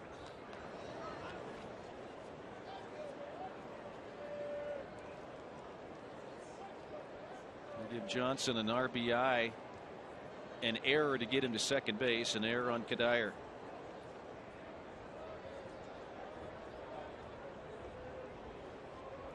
The pitch, and that one's a strike call.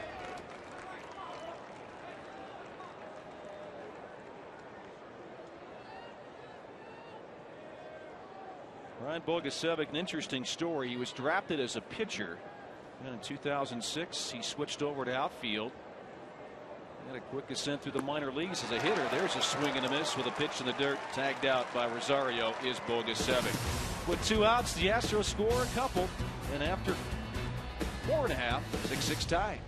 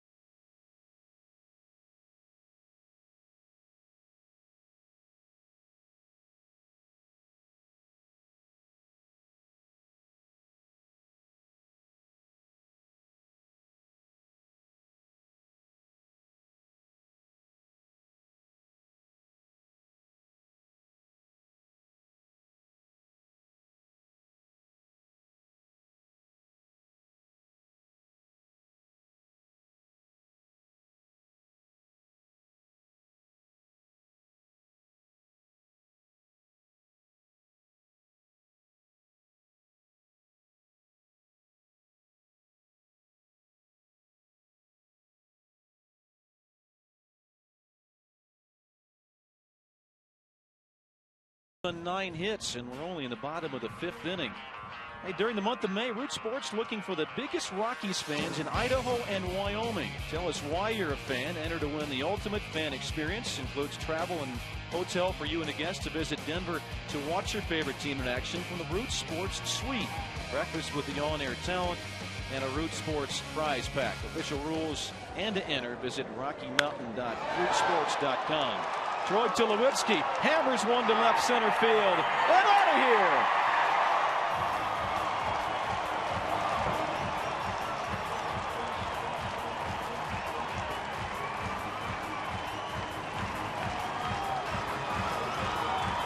Troy sitting fastball, got it, didn't miss it.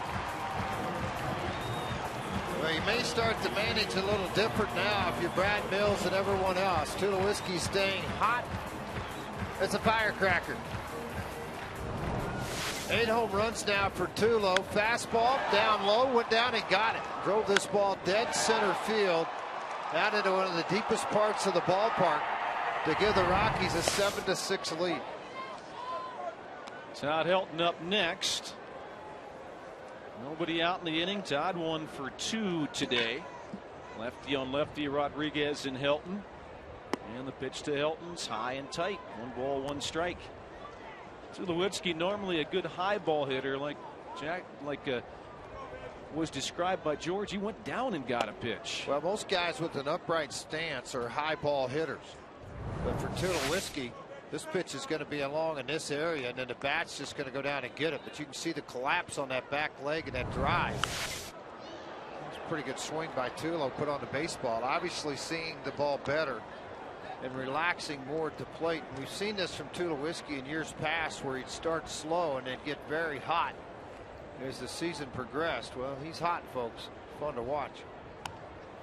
Todd Helton's jammed, and he fouls that one away. Tulowitzki, it seemed like that kind of pitch, George, a couple weeks ago, he would foul off or pop up or something. But or swing and miss. Or swing and miss over the top of it. But there he drove it nicely. 2-2 on Todd Helton. And Todd will foul another one away. He's an amazing hitter, isn't he? Talk about a streaky hitter, Troy Tulowitzki. He can carry a team for a long time the way he's swinging the bat. And other days you wonder, he's swinging at the right pitches. And he's the first one to admit that he is a streaky hitter. This one popped up. Shallow center, shortstop going out, tough play. Schaefer gives way to his left fielder, Martinez, who makes the catch. Well, looking up above, you don't see a lot of movement in the flags here at the ballpark, but we're seeing movement in the baseball. Schaefer hit that shallow fly ball that looked like it was going to be deeper, and Dexter gave chase to it. Kind of a similar situation here with Todd's ball hit to center field there. Michael Kadire up there now. He's 0 for 2, strikeout, and he's also grounded to a double play. He'll take a pitch outside for ball 1. Rockies have 10 hits. Kadire looking for his first today, and he'll pop this one up on the right side. Tough play in the sun. Second baseman Altuve is there, and he makes the catch. He almost dropped that thing. He was fighting the sun the whole time. Will you make it home safe? Don't get called out with a seatbelt ticket. CDOT reminds you it's click it or ticket time. So double your chance of surviving a crash and avoid a $65 fine. Be sure to share your seatbelt survival story with CDOT on Facebook at Colorado DOT. Put your seatbelt on. We're watching. Whoever that is better have it on. 2 outs. Willeen Rosario 2 for 2 today. You'll look at a fastball high for ball 1.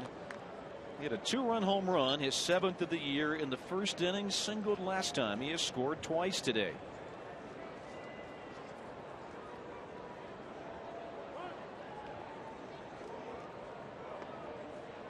Hey, George, how about Wandy Rodriguez? He has thrown 104 pitches, allowed 7 runs on 10 hits, and he's still out there, and he's still in the ball game.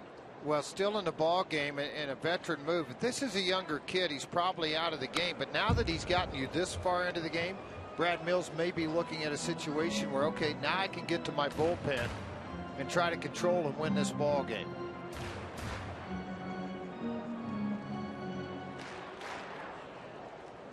Brandon Lyon, the right-hander, up throwing, was their closer, but also now 6th, 7th inning guy, 8th inning guy when it's tight. Well, Wandy Rodriguez threw that pitch, and he spun around in frustration. He is not liking the way he's pitching today. He's done that a couple of times now. Snapped back at balls when he got him back from his catcher. Did the pirouette that time. 2-1 with Rosario. And this one's grounded toward third, handled there by Johnson. He'll set and throw, and that'll be out number 3.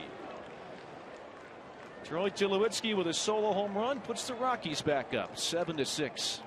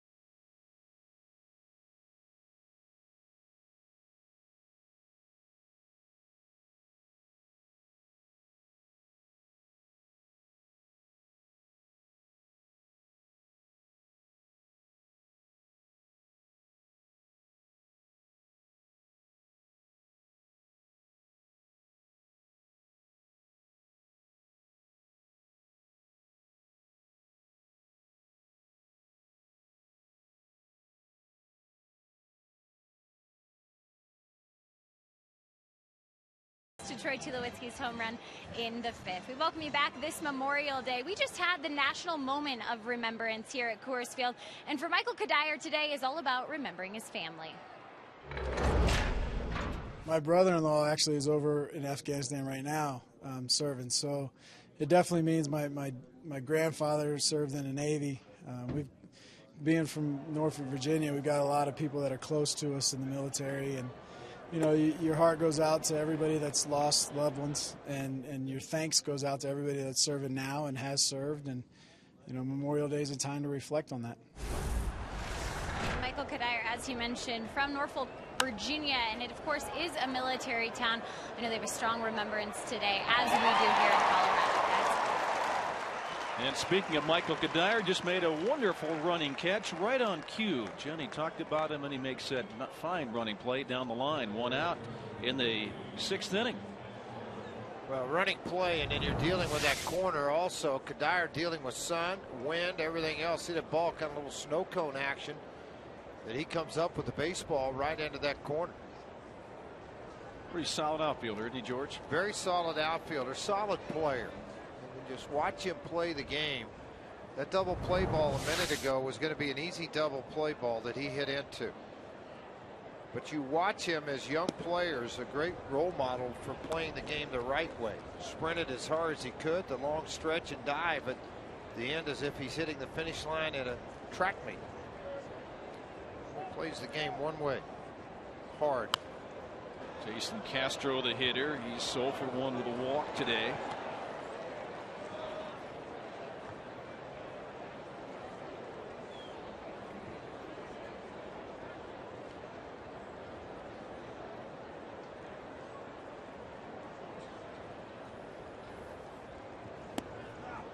And that's in there for a strike.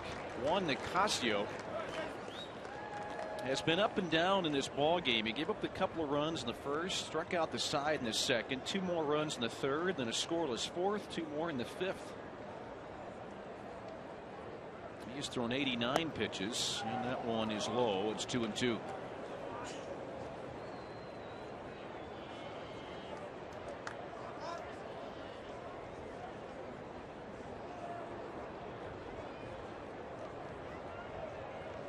Nicasio kind of hunches over when he gets that sign, delivers the pitch, and this one's grounded. A big hop, but a foul ball. Canned by Helton, and foul ground. Count holds it 2-2. Second game of the doubleheader today on this Memorial Day. That's Alex White against Jordan Lyles. Nicasio trying to help his team anyway, get the first game. Can't win that second one and get a little streak going here until you win the first one. And the Rockies up 7-6. They've out hit them 10-9. The Astros with a couple of errors in this ball game. The Rockies with 1 error. That one costly. It put a few extra on the board for the Houston Astros to tie the game. Swing and a miss. Strike 3. Good running fastball that time. A 94 from Juan Nicasio. One of the better pitches we've seen today. It's all about location, extension, and keeping your front side on line. 4-seam fastball, but that rotation spinning in a direction that would create a little run to it. Threw that ball right by Castro. Maxwell, as we said, Rodriguez gave you that veteran effort to keep you close in this ball game, and they'll turn it over to the bullpen. So Justin Maxwell, an extra outfielder, is the pinch hitter. And time given to play to the pinch hitter Maxwell. 2 outs and nobody on. We're top of the 6th inning with the Rockies up 7-6 in this game 1. Pinch hitting this year 3 for 15, so a lot of at bats as a pinch hitter. Swing right through the first pitch, strike 1.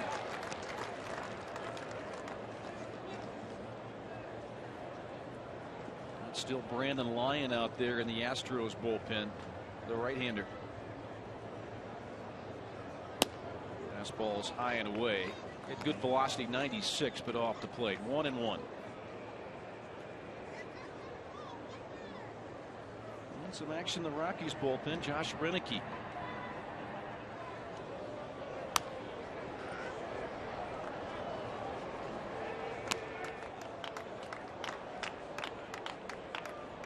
Maxwell for the season hitting 194. He's got a pair of homers, 62 at bats, 15 as a pinch hitter, 8 RBIs.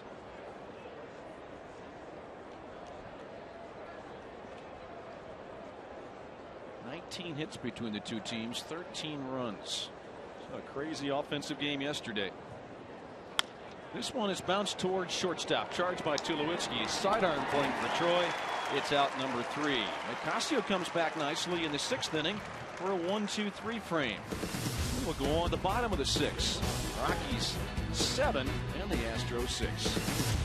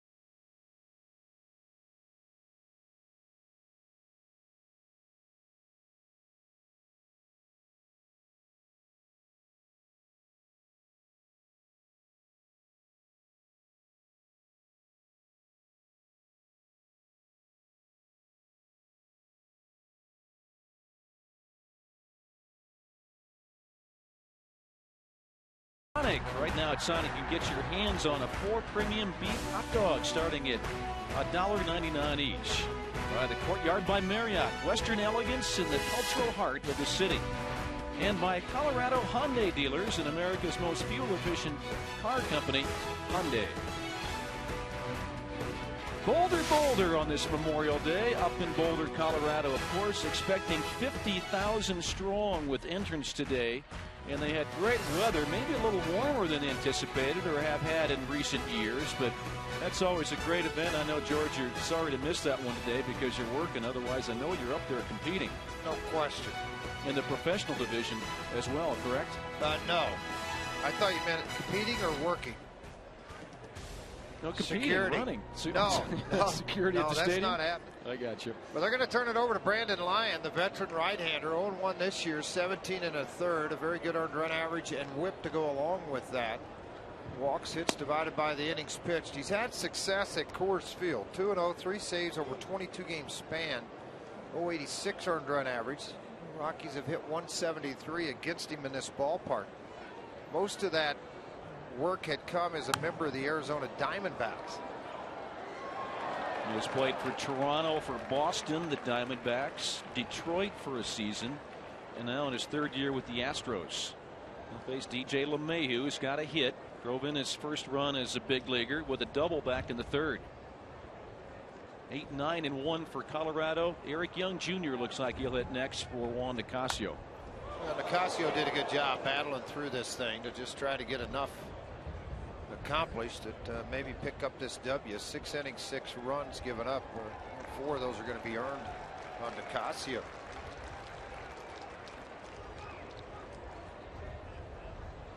Right-hander works from a windup. Got the sign that he likes from his catcher Castro. And then here's his pitch. That one is bounced toward 3rd. Short hop nicely by Johnson. On the run, he'll throw out DJ LeMahieu. 1 away.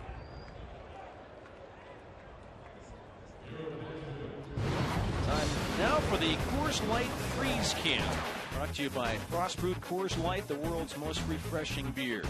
Memorial Day at Coors Field, and it's been an honor to be here for several folks. I know there were plenty that were just anticipating seeing military veterans in fatigues. All kinds of pictures today. The flyover, the flag unfurled. It was a great pregame show in honor, and a moment of silence last inning. And the Rockies holding on to a lead. Juan Nicasio's day is done. Pinch hitter for him is Eric Young Jr.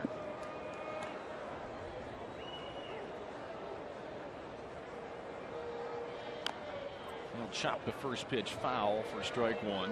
154 for Eric Young Jr. is a pinch hitter. He's 238 overall. Switch hitter hitting left-handed. Folks enjoying the weather in the afternoon game, game 1, and tonight we got the fireworks after the game in game 2. We'll get plenty of folks out for that as well. What Jim Tracy likes also that Young brings out is his .347 on base percentage. You mentioned those numbers, 2 for 13. He's also had the ability to draw walks as things go forward. This will be a quick ground ball out too, but he'll take it over to Lee.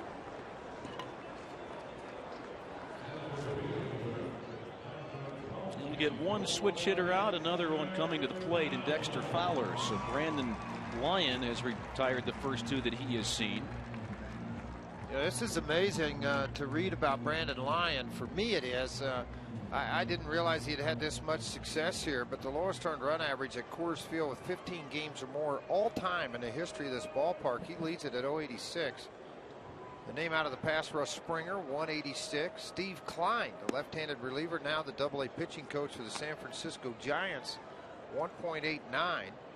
Valverde, another closer at 2.04. And then Jose Mesa, 2.36. The former Rocky. This one lifted into shallow center field. Schaefer coming on. He's got to play the ball on a hop.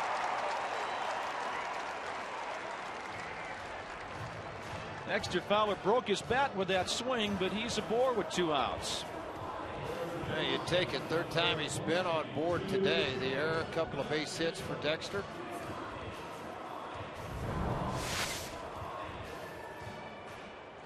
Ball right center cut, trying to run that slider down and in underneath the hands of Dexter. Very good job of clearing the front side to allow the hands to get to the baseball. And the Rockies to see if they can take advantage of Fowler's speed. He's over at first base, and Jordan Pacheco at the plate. And I mentioned this back in the first inning when Fowler got on base. Castro on the season, 2 of 25. Throwing out Woodby. Now I know that's not all Jason Castro's fault because he got a very good arm, #1 draft pick of the Houston Astros. But I think a lot of it falls on the pitchers of how well you hold men on base to give him the best opportunity to throw somebody out. Dexter Fowler's got a pretty good lead at first base. Pitch to Pacheco, checked his swing on a breaking ball, 2-0.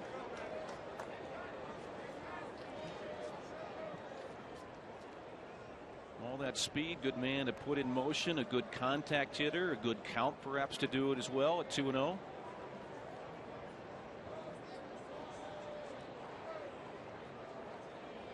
Dexter 55 of 82 and stolen bases in his career. He stole 3 this year, has yet to be caught. It's just the aggressiveness of wanting to see him have a little bit more ability to steal bases.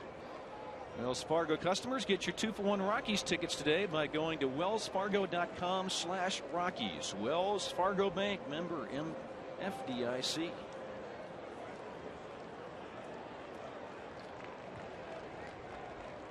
Fowler a little bigger lead than he had against the left-handed pitcher in Rodriguez. Against Lyon here, an extra half a step or so, and there he goes. Pitch is low, throw to second base is not in time. That was not on Castro, the catcher.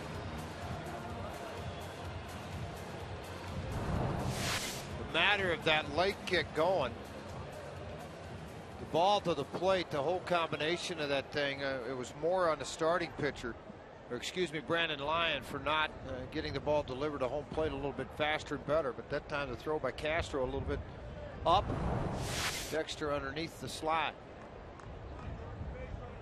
And in scoring position for Pacheco, 3-1 the count on Jordan. And he hits this to right center field. Schaefer going back.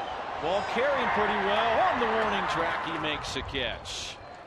Hit a long way by Jordan Pacheco, but he is out number 3. Rockies strutting in the 6th. They can't score. 7th inning coming up next.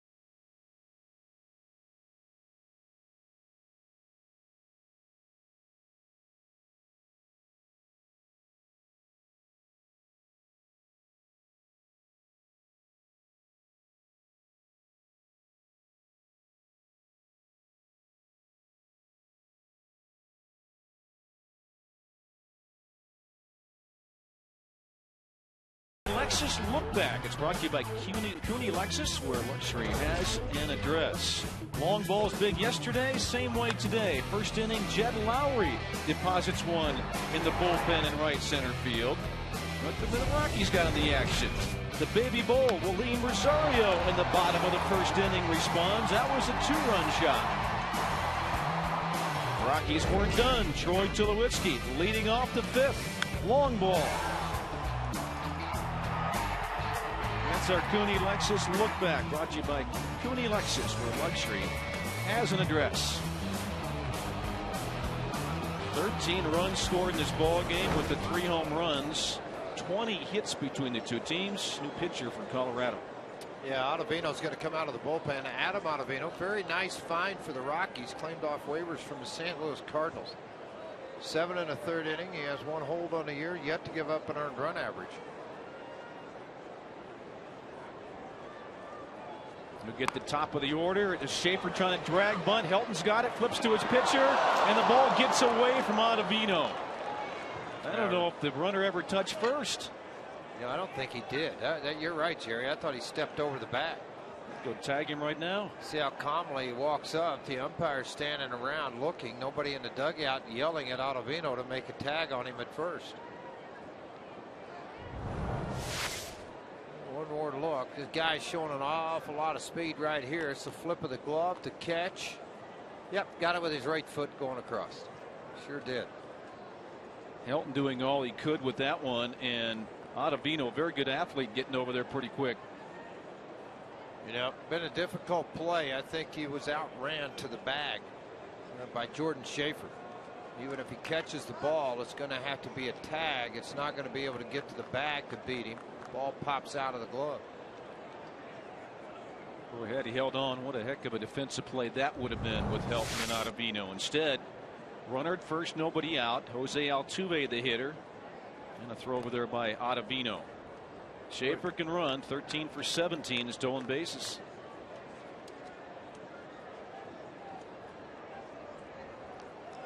Ottavino does everything Jim Tracy likes out of the bullpen. Pound the strike zone, don't give up hits, and don't walk people. In 7 1/3, 4 hits, 10 strikeouts. Just 2 walks given up. Very good command of the slider. Throw to second. Safe at second is Schaefer. Oh, a nice throw that time by the catcher Rosario, and a very close play. Jim Tracy thought it was too close. He's going to come out and argue. He doesn't normally come out on this unless his shortstop or second baseman have a conversation with the umpire.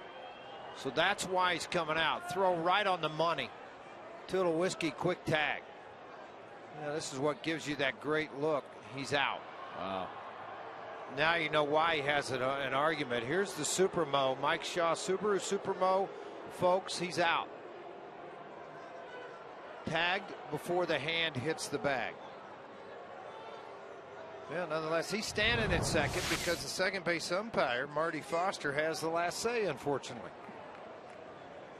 I'm sure there's a lot of times umpires would like to have the Mike Shaw Subaru Supermo in their eyes, but they don't. 14 stolen bases now for Schaefer on the season. He's been caught 4 times. And don't go to sleep with him at second either. It was a ball to Altuve, so the potential tying run at second base. Nobody out. Altuve will look at a pitch outside. 2-0. Well, we saw speed on the bunt attempt by Schaefer. Get him to first base. Speed get him to second base. It's a close play. He should have been out, but he's standing on the bag.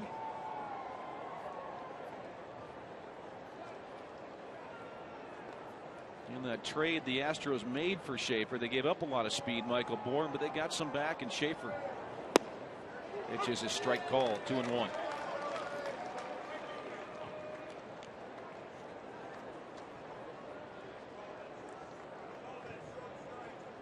Jose Altuve got off to a great start in April. He was hitting .360. He's fallen some off in this month, in the month of May, hitting .258 this month, but still he's hitting the ball solidly. 1 for 3 today. Here's a pitch. That's one right back up the middle. It's a base hit. Schaefer being waved in. Fowler up with a throw. It comes home. It's cut off. Throw to second. They've got the hitter hung up. Well, Altuve, I'm sure, probably thought in his mind that they would let the throw go through. But with the speed of Schaefer, it's may have cost them an opportunity. Aggressive base running by the youngster, but a nice job of swinging the bat. Drives in that tying run. Second RBI of the game for him, 17 on the year. Line drive right back up the middle at Ottavino. And then when Dexter gets to this baseball, I think Schaefer already had rounded third. Helton cut it off. Not going to have a play at the plate. Now you try to create this rundown, which the Rockies did a good job of executing. 2 throws and a tag. It's the first out of the inning. The bases are cleared now, and Jed Lowry, the shortstop, the hitter. The ball game tied at 7. Lowry looks at a breaking ball in there, strike one. There's a slider that George referenced. It's a good late breaker. Jose Altuve, a 2-hit afternoon. He's got 20 multi-hit games this year. That's second in the National League now. The pitch is a strike call again. Well, the battle will now be between the bullpens of the Rockies versus Astros, and the battle of the bench with Jim Tracy managing against Brad Mills, getting the right times to take shots at people. And I've said this many times for managers in baseball. The game really starts for them about the 6th and 7th inning. Those first 4 or 5 innings have to play themselves out with your starting pitchers. If you force managers to get into their bullpens, and it was tempting for both of these guys today to jump in early to the bullpen. So far, they've owned both of these ball clubs. Only 2 guys gone out of their bullpen, and Jim Tracy's starting to map out where he may have to go in this game, depending on what happens. Checking his swing, and he held up on appeal.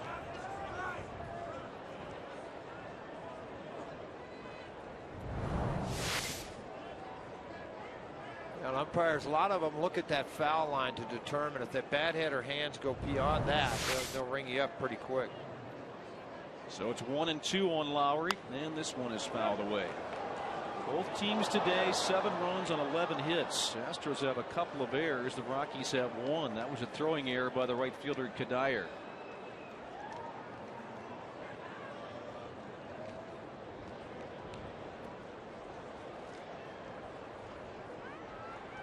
Big crowd on hand. Expected even more in the second game today on this Memorial Day holiday. We're tied up at 7. Here's a ground ball up the middle. It's backhanded by LeMahieu. He'll set and throw, and he'll get his man at first base.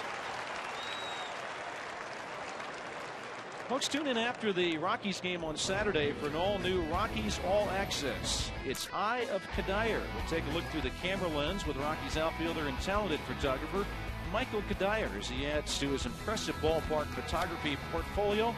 Learn what drives his strong work ethic on the baseball field. It's Rockies All Access. Eye of Kadire. Saturday after the game. 2 away for Carlos Lee, the cleanup hitter. Lee with a couple of singles in the game. He has scored a run. Got the average over 300 now. The pitch is hit to left field. That's a base hit. Make it 3 singles for big Carlos Lee. Sounded like he might have broken his bat with that swing, but he muscled that thing out to left, and it's a 2-out single for Lee, bringing up Chris Johnson.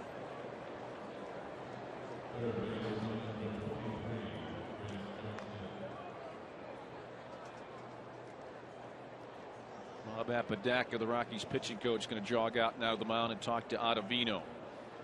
And George had referenced he has done a very good job from that bullpen. It almost seemed like George with Schaefer with that drag bunt may have thrown his focus off a little bit. You know, it's a great point, Jerry, because sometimes you don't realize as a fan what it does to a guy when you got to cover. You think, you know, you're coming out, you're trying to throw strikes. You have the reputation as a strike thrower, so you're firing.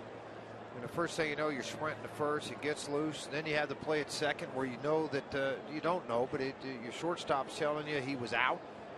Yet they go ahead and allow the base runner there. Then you give up a base hit. The run scores. First run he'd given up in a Rocky uniform this year for Ottavino.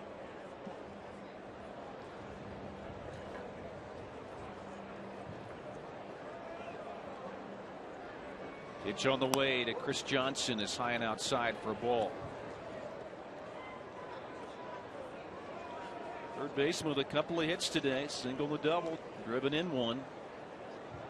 23 hits between these two teams. Rockies out hit now 12-11 in the game. Well, the left-hander Josh Outman, he's trying to get it going in a hurry. Bouncing ball towards second. LeMahieu, tough hop. It'll flip to Tulowitzki to get the out. Astros score again. Every time the Rockies seem to score, the Astros come right back. We'll see if the Rockies can do that again in this bottom of the 7th inning. In special recognition of the military, USAA now presents today's representative of God Bless America on a beautiful afternoon in Denver, Colorado on Memorial Day. As we honor our great country with the performance of God Bless America.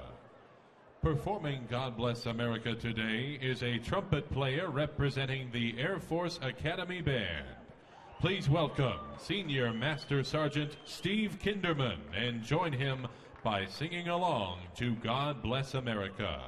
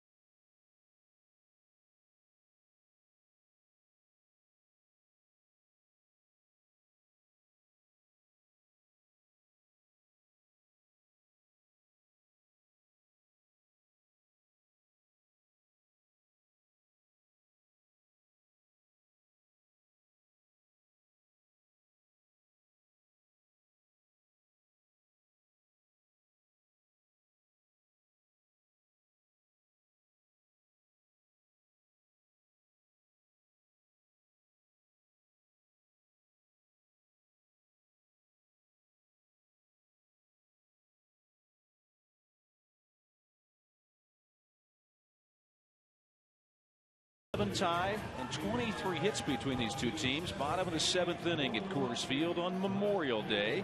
Today's Super Mo is brought to you by Mike Shaw Subaru. Always our lowest price. Well, I like that Super Mo right here. It gives you an indication. Look at this thing on Tulowitzki. The meat of the bat on that rawhide, hitting it out of the ballpark. The high fives in the dugout. Camera is utilized an awful lot to either prove an umpire's right or wrong, but it's utilized throughout our telecast. We really appreciate the ability to be able to use that camera. Carlos Gonzalez in there now for the Rockies. And a new pitcher for the Houston Astros. Wesley Wright comes on. Well, this left-hander, 12 1/3, 6 holes, 292. Again, this is all part of the success of what they've been able to accomplish with this ball club. To be 5 games back in the National League Central has been a rotation, but also this bullpen. Carlos Gonzalez pops it up down the left field line. Third baseman fighting the sun. Johnson makes the play. Wasn't pretty, but he got it done, and Carlos Gonzalez is out. Brandon Lyon continued his dominance of Coors Field in the 6th inning. Come out and work and be able to get through that inning. That ball, hard to get it out of there. Ha!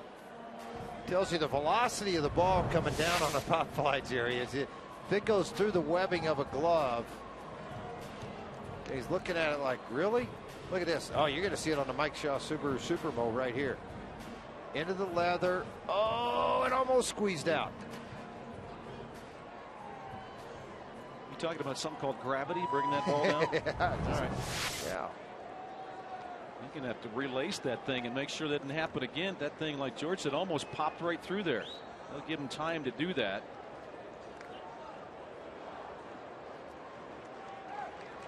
And so Johnson's ready at third base. 1 out. Troy Tulowitzki at the plate. Troy, a big afternoon, an RBI double and a home run. Yeah, they're going to put a huge shift on for Troy Tulowitzki, so it tells you it's probably going to be sliders down and in. From right. That's his out pitch. That's what he used to be able to get Carlos Gonzalez. Right, and Carlos Lee had a quick conversation. So the shift is on. 3 on the left side of the diamond. On the left field side of second base for Tulowitzki. He'll take a pitch, strike 1, a slider.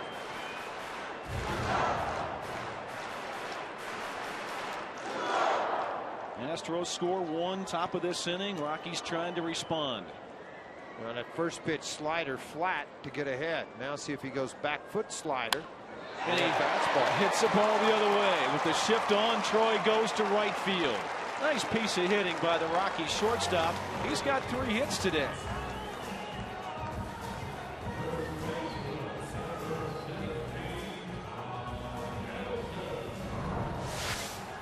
Now, fastball again. You're going to see this pitch away and elevated. And because at 91, Tulowitzki may have been thinking slider too. He let that thing travel deep. See that top hand roll over. But man, he made a nice move on that baseball to take it to right field. When things start going your way as a hitter, it's fun to walk up to the plate. There's that front leg swing back toe tap. And then a ball up, which is very good for a guy that's upright stance for Tulowitzki, and a base hit to right. Earlier in the ball game, he went down and got a curveball from Rodriguez and was able to get a base hit. Yeah, Tulo seems to get in those zones where anything he sees, he squares up.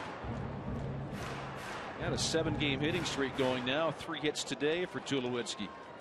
4 homers, 12 RBIs in his last 7 games, counting today.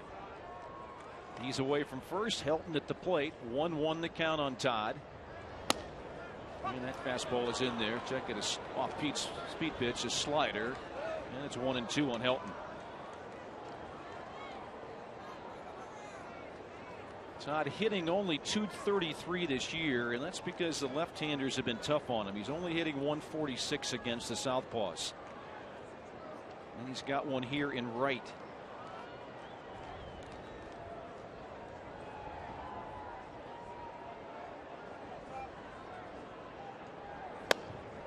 That's a strike 3 called. Caught the outside corner. Helton thought it was away, but it's out number 2 for the Rockies in this 7th inning. Kellogg has wore out this outer half of the zone, calling it a strike. You can see it is out of the forward strike zone, but he's been consistent with calling that.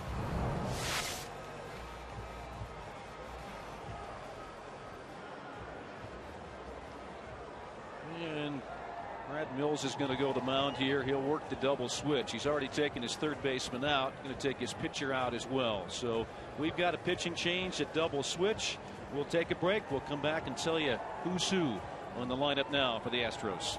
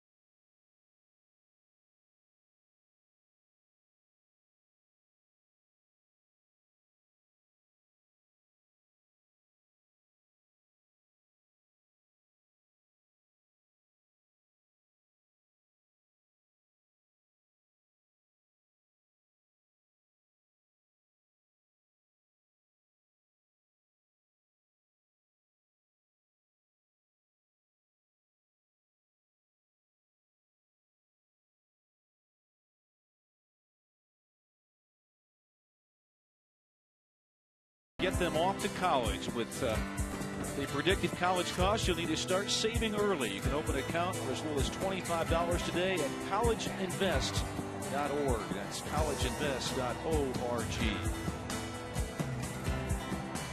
Pitching change for the Astros, actually part of a double switch. Matt Downs, a veteran infielder, has come in to play third base. And we have a new pitcher as well, another Rodriguez on the mound.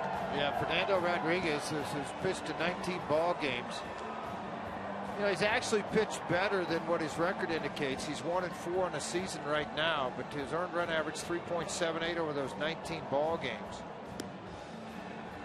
He's stranded all 8 of his inherited runners this season. He owns a 193 earned run average with opponents with 2+ innings or more. So he's done a good job with that. A 182 batting average in 9 games at home this year. Stranded the bases loaded in a 2-run ball game in the 8th inning at Friday night in Los Angeles when he got A.J. Ellis to fly out. Has 16 strikeouts and 16 2/3. Taking the right-on-right matchup here with Kadire. He's a former Los Angeles Angel. And Michael Kadire steps in looking for his first hit. He's 0 for 3. Tulowitzki's at first, 2 down in the inning. 7-7 tie in game 1.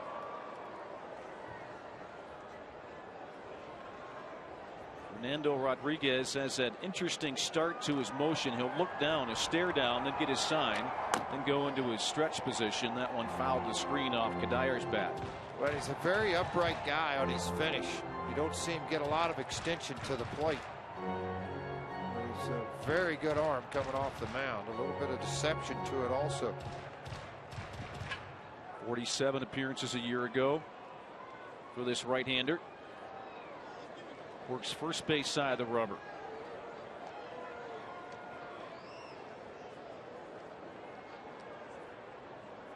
The pitch to Kadire is outside. Fastball hit 95. Like George said, he's got a good right arm. He'll deliver that fastball with some movement on it in the mid-90s. 1-1 on Kadire.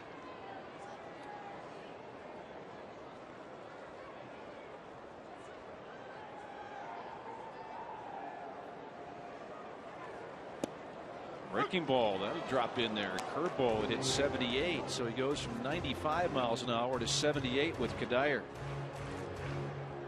Dropped it in right at the knees. Predominantly a reliever even at the minor league level, 128 ball games.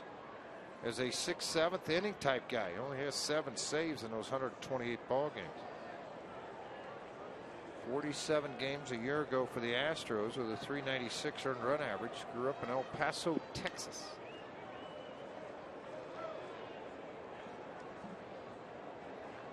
Takes a long time between pitches. He'll look down, then look up to get his sign. In the meantime, Kadire is going to get time at the plate. A lot of hitters will do this with Fernando Rodriguez. They'll get time. He just takes too long for their desires. Tulowitzki's got his lead from first. Kadire waves at that one. Boy, good fastball on the outside edge. Kadire is 0 for 4. Rockies can't score in the 7th. We're on to the 8th at Coors Field on Memorial Day.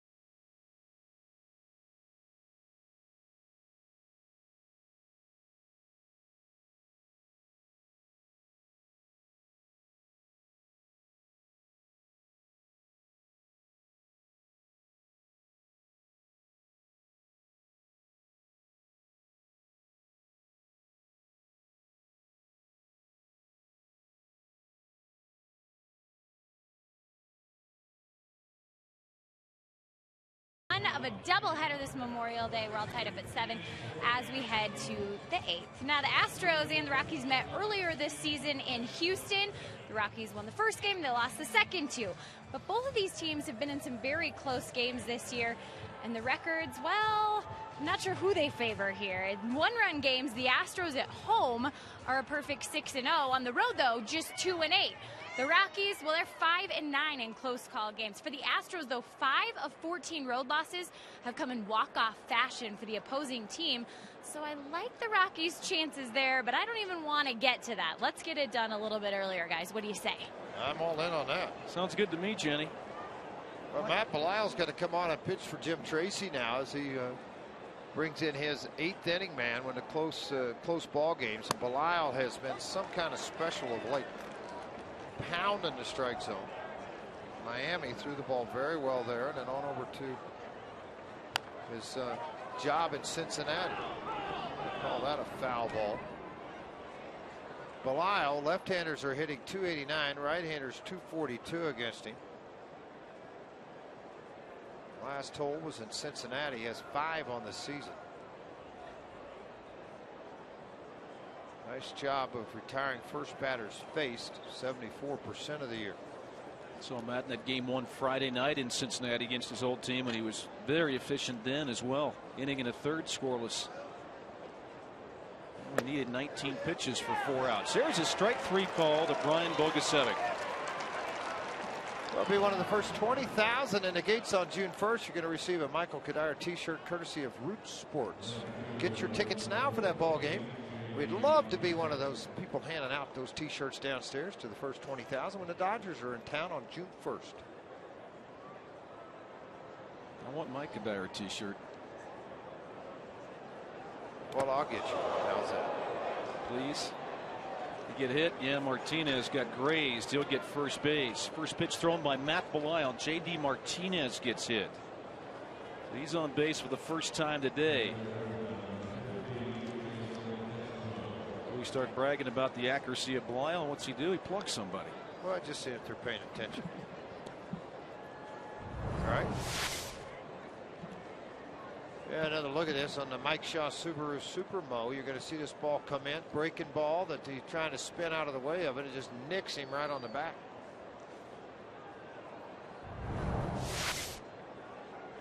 That gets Jason Castro to the plate with the runner at first base. 1 out with a 7-7 tie in the 8th.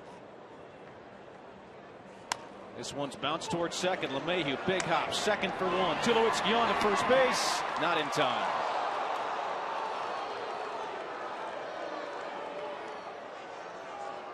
Oh, wasn't hit all that hard. LeMahieu did all he could. He had to wait for that hop.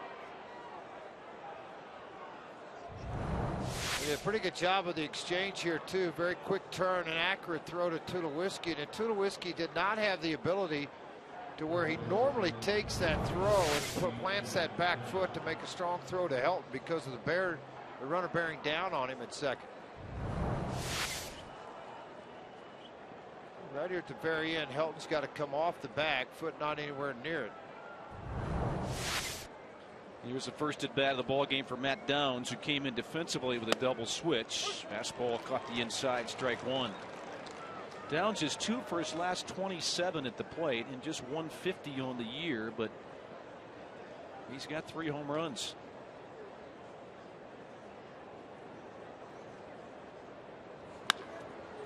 There's a ground ball to shortstop. Tulowitzki goes the easy and short way to second base.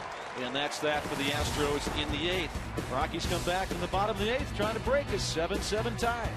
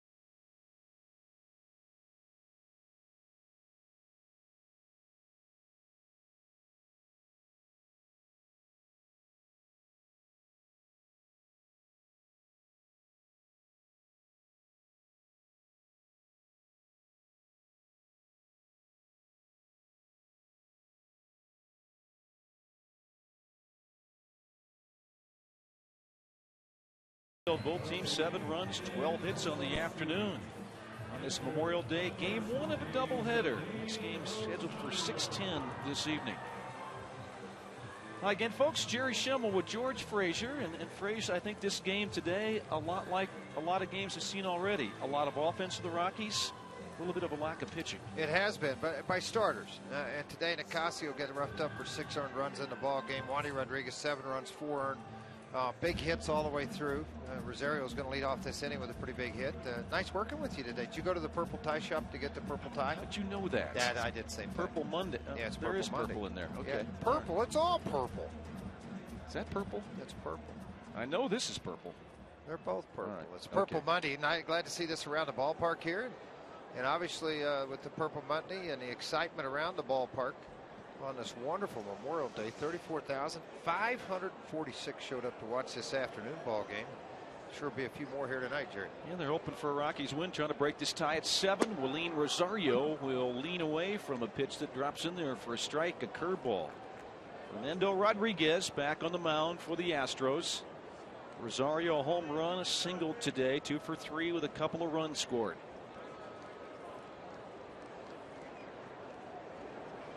Next pitch is another curveball that'll drop in there for a strike. One on the inside corner, one on the outside to Rosario. LeMahieu was on deck, and then that number 9 hole after that.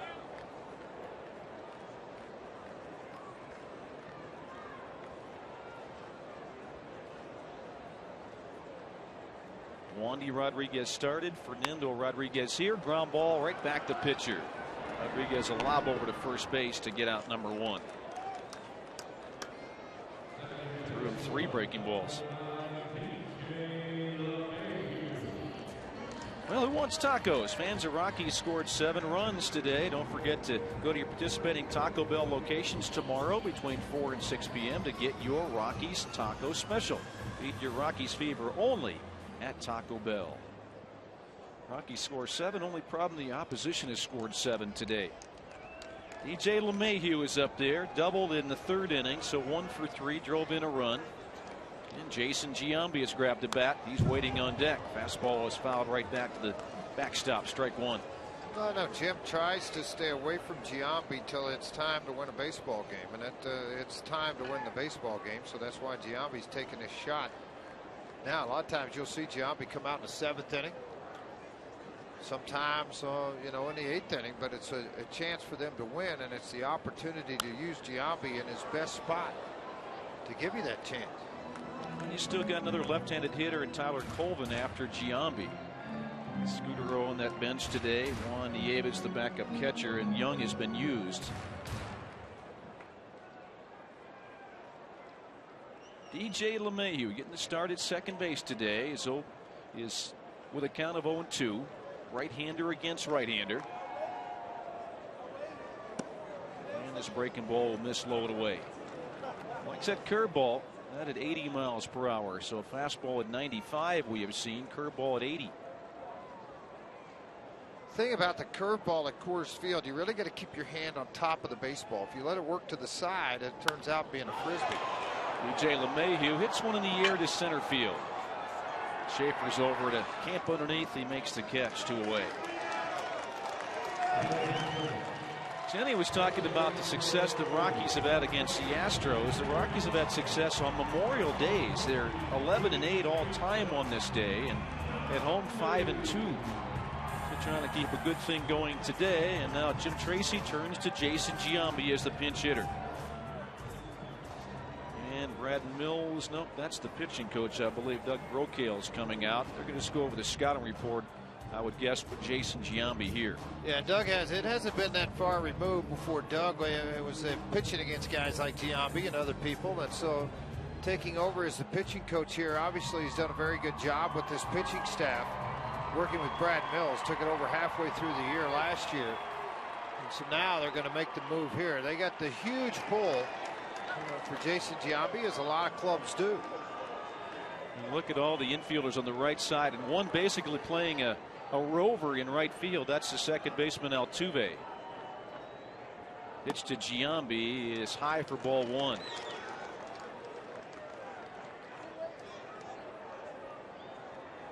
Giambi 257 for the year. He has a homer and 7 RBIs. A home run, a walk-off early in the year.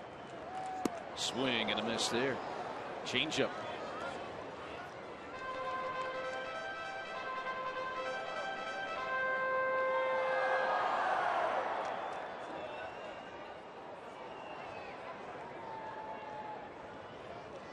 Ryan Bogusevic playing about as deep as you will see an outfielder play. He could take 2 steps back and step onto the warning track in right field.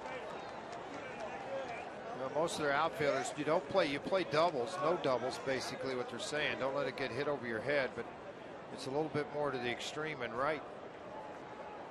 Schaefer shaded well over toward right field as well. Castro's going fastball away. They're looking for a sinker to get the ball on the ground. He threw it right by, and the bat came out, and Giambi caught the umpire. I think Jeff Kellogg is all right. I think it just clipped him a little bit. Left forearm, perhaps? Yeah, let's look at Giambi, too, with that thumb. I mean, it came right out and caught him pretty good right there. Kellogg jumped back in a hurry, and Giambi immediately asked him if he was okay. It was the handle of the bat, not the barrel, that hit him, but still, that's got a sting. And a nice gesture by Castro, the catcher, to come out and talk to his pitcher and give the umpire some time to recover. It's usually the other way around, isn't it? Yep. Yesterday's game in Cincinnati, we saw Todd Frazier hit a home run and did the same thing with his bat. He let it go. Pitch to Giambi inside. Back with that curveball. Jason stayed away. It's 3-2.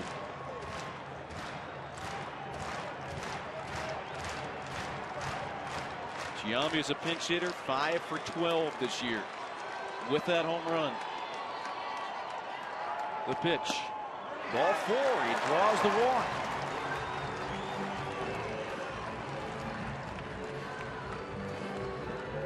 There will be a pinch runner for Giambi.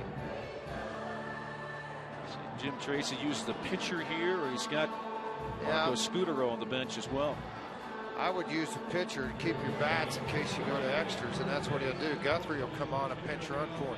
So Guthrie did this yesterday as well. So Giambi draws the walk as the pinch hitter. Now Dexter Fowler at the plate. Dexter will hit left-handed against the right-handed pitcher. 2 outs and the runner at first.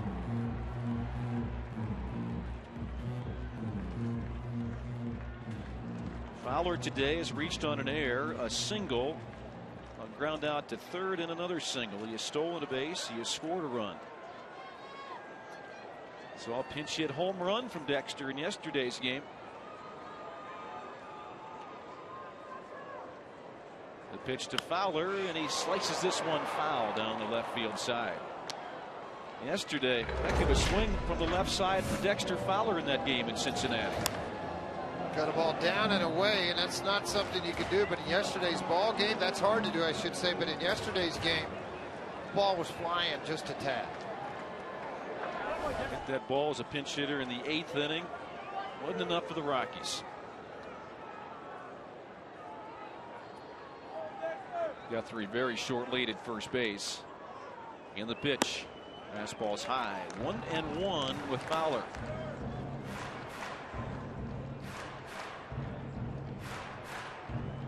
Dexter back in the leadoff spot today. First start he's gotten this year hitting leadoff. Moved in the number 2 hole in spring training. Hit 2 for a while here, then 8th. Now hitting leadoff today. Foul that one back to screen. Good swing put on a fastball. 1-2.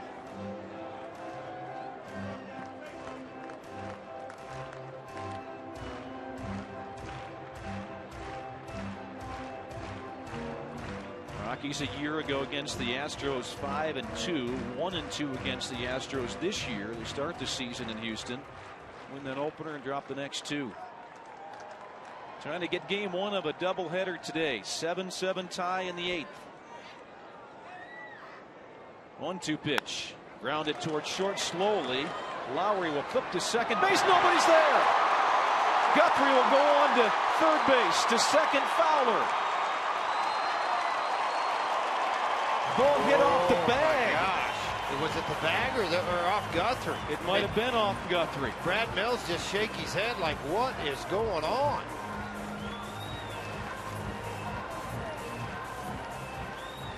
you work to get out of an inning, and you make a pitch to get out of that inning. Guthrie's a pitcher's not somebody with tremendous speed, but a base runner. It hit off of Guthrie's legs, I think. I mean, I'm a little surprised of why Lowry might have not have gone to first, although Fowler's running. But Altuve never came to the bag. That's bad baseball instinct on Altuve. He's got to come to the bag no matter what and get in a position to make the out. He had Fowler up there hitting left-handed, so he was shaded over toward the line, but he's still got to be there.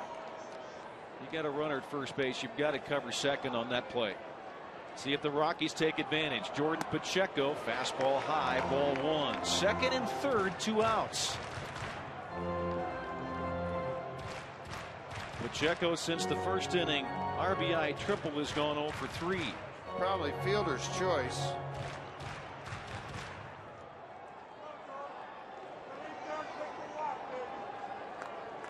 Guthrie, after that ball hit him, had trouble picking it up. He finally found it and got to third easily. By the way, for Dexter Fowler, a base hit awarded, and a fielder's E6 allowed the runners to move up.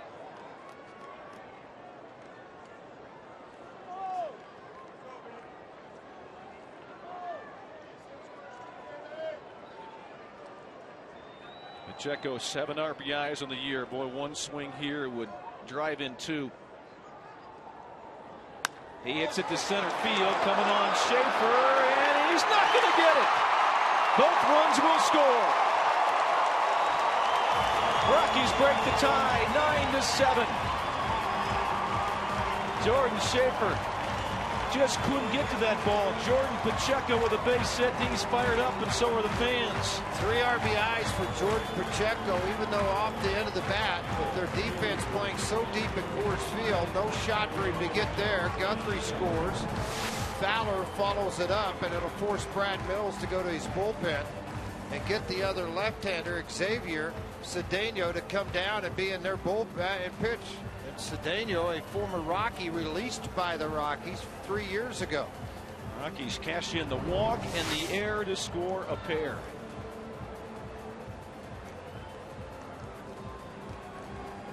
And so we got a pitching change. We will take a break. The Rockies rally with 2 outs to take a 2-run lead. We'll come back in a moment.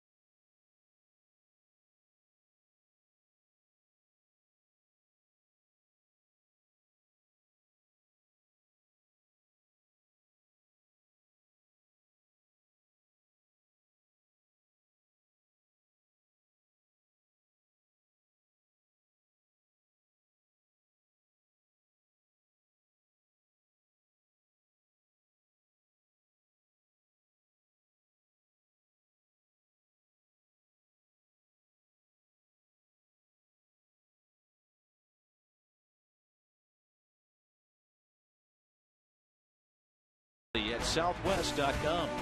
By Jack in the Box. Right now at Jack in the Box, you can try the new Chipotle Chicken Plum Combo for $4.99 plus tax. By 5 Hour Energy. 5 Hour Energy salutes the troops. And by CDOT. CDOT reminds you it's click it or ticket time. Don't risk a $65 fine. Take 2 seconds to buckle up. Seatbelts save lives. Rockies with 2 in the inning and broken a 7-7 tie, 9-7, and a new pitcher now for the Astros. Xavier, here he is. Xavier Cedeno worked for the Rockies, signed us in the 31st round. Had started his career in Casper, released after the 09 season. Did not play in 2010, came back and pitched in AA and AAA in the big leagues last year for the Houston Astros. He came into the game the other night against the Dodgers and had a leadoff walk. Here's a big bender for strike one on Gonzalez. So lefty on lefty with Xavier Cedeno. First base occupied by Jordan Pacheco. Carlos with a double, a single, a strikeout, and a pop out to third. So 2 for 4 today.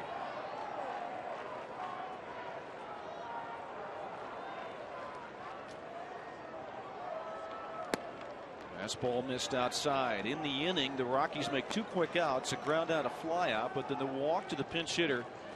That was Jason Giambi. An error on the shortstop.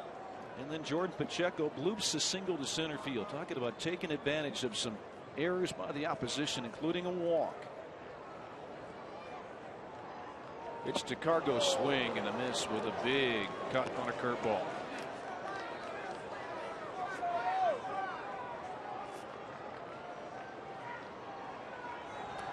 Betancourt with the 2-run lead has got himself up in the bullpen, getting it going and getting ready to come in and save this ball game for the Rockies. He hasn't had many chances to do that.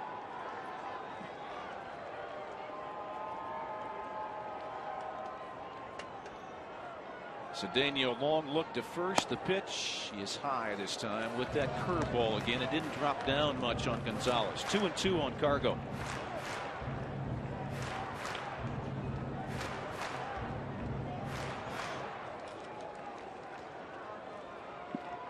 Three RBIs today for Jordan Pacheco, leading away from first. That ties his career high. Did that in the game last September. This one is chopped foul at the plate. 2-2 still on Carlos Gonzalez. 16 runs between the two teams, 26 hits and 4 errors. The Astros have 3 errors now in the game. The Rockies with 1. The only pretty part of this ball game is the Rockies lead at 9-7. That's about it, isn't it? Yeah. Pitch to Cargo, bounced up the middle, a tough play. Altuve flips it, glove from the glove to the shortstop. Good play, and they get the runner at second base. Rockies score a couple of runs. Jordan Pacheco bloops a single to score 2. That breaks the 7-7 tie. We go the 9th, 9-7 Rockies.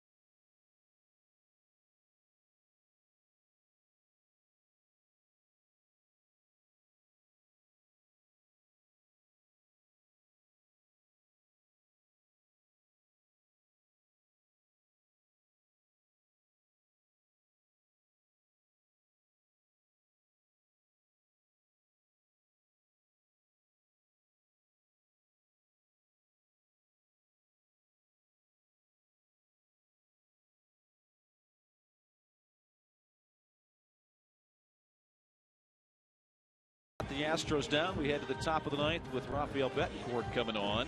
Let's now go out and send it to Joel Klatt for a preview of our Toyota postgame show. Joel? Thank you, Jerry. And first off, we got to talk about Jordan Pacheco. That's right, the bloop single gives the Rocks the 9-7 lead. Plus, man of Troy Tulowitzki, he's been hot all week. Another home run today. That's his 8th of the year. He's had 7 total bases in today's ball game. We'll talk about him. We'll get you all set for game number 2 of this Memorial Day doubleheader. Plus, talk with Jim Tracy. That's all coming up on the Toyota postgame show. Jerry.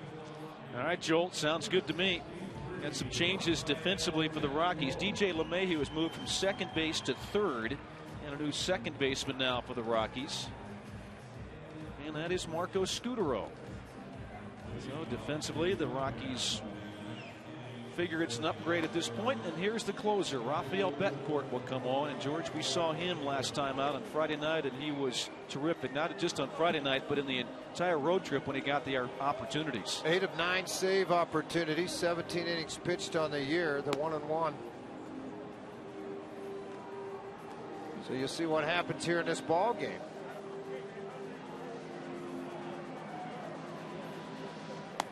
Jordan Pacheco out of the lineup now. 3 RBIs today. Got one back in the first inning and then 2 big ones in the 8th. I'll just sit back and hope that the teammate can take care of business. Rafael Betancourt trying to finish up this game for the Rockies. He will get the top of the order for the Astros. Jordan Schaefer's been a tough out today.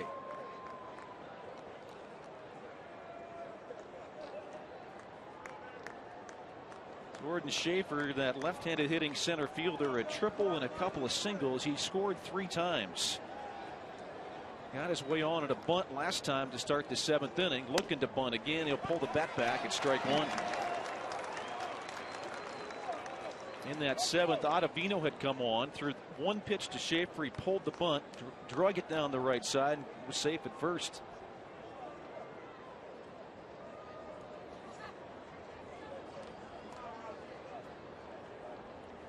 Betancourt from the stretch. Strike 2. Well, it's all good closers. Pound the zone. It doesn't necessarily have to be extremely hard, but it's all about location. And on the Ford strike zone, it shows you both those pitches off the plate, but not to Mark Kellogg. Jeff Kellogg, excuse me, the home plate umpire. Sometimes you take advantage of the umpire. Absolutely you do. Take it off is what Rosario's taken it a little bit farther off that corner. And he doesn't get the strike called there, but why not try it with an 0-2 count? Give it a shot. It was just off the plate. That pitch had been called a couple of times today, but too far outside for Jeff Kellogg that time. Betancourt, as we know, extremely deliberate. Takes a lot of time between pitches. He's got his routine and he sticks to it. This one in the dirt.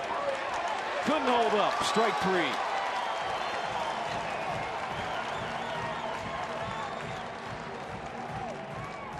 Fastball, fastball, fastball, breaking pitch for strike 3. Schaefer, a guy that can't chase the breaking ball. This is slider rotation. The red dot in the back of the baseball indicates that. But he went out to take the swing at it, but see how his hand stayed. That's what his complaint is.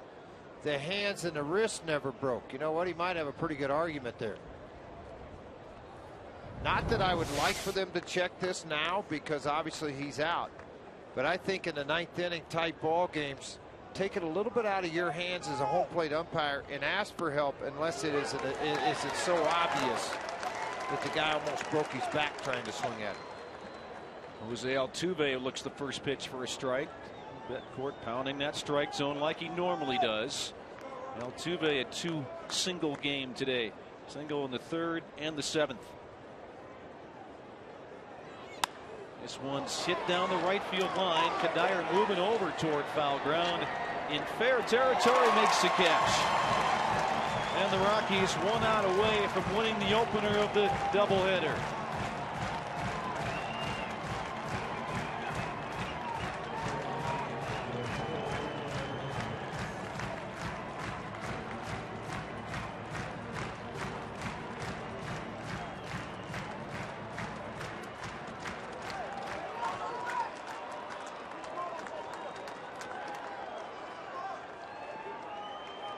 Two away. Jed Lowry, the shortstop up there, has hit a home run and singled today. Just missing on that first offering, a changeup thrown by Rafael Betancourt.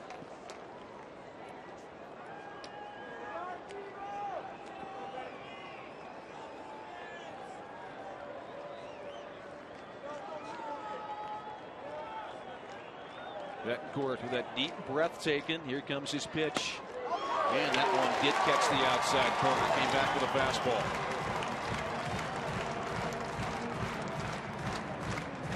Crowd standing and cheering. 34,546.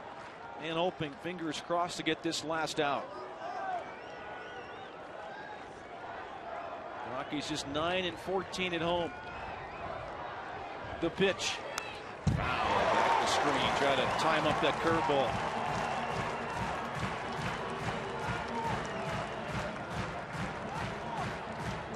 On Purple Monday, the crowd standing there clapping, waiting for one more strike from Rafael Betancourt. Struck out Schaefer, got Altuve to fly to right, and he's got Lowry down 1-2.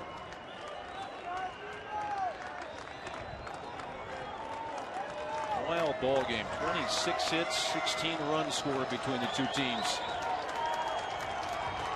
The pitch.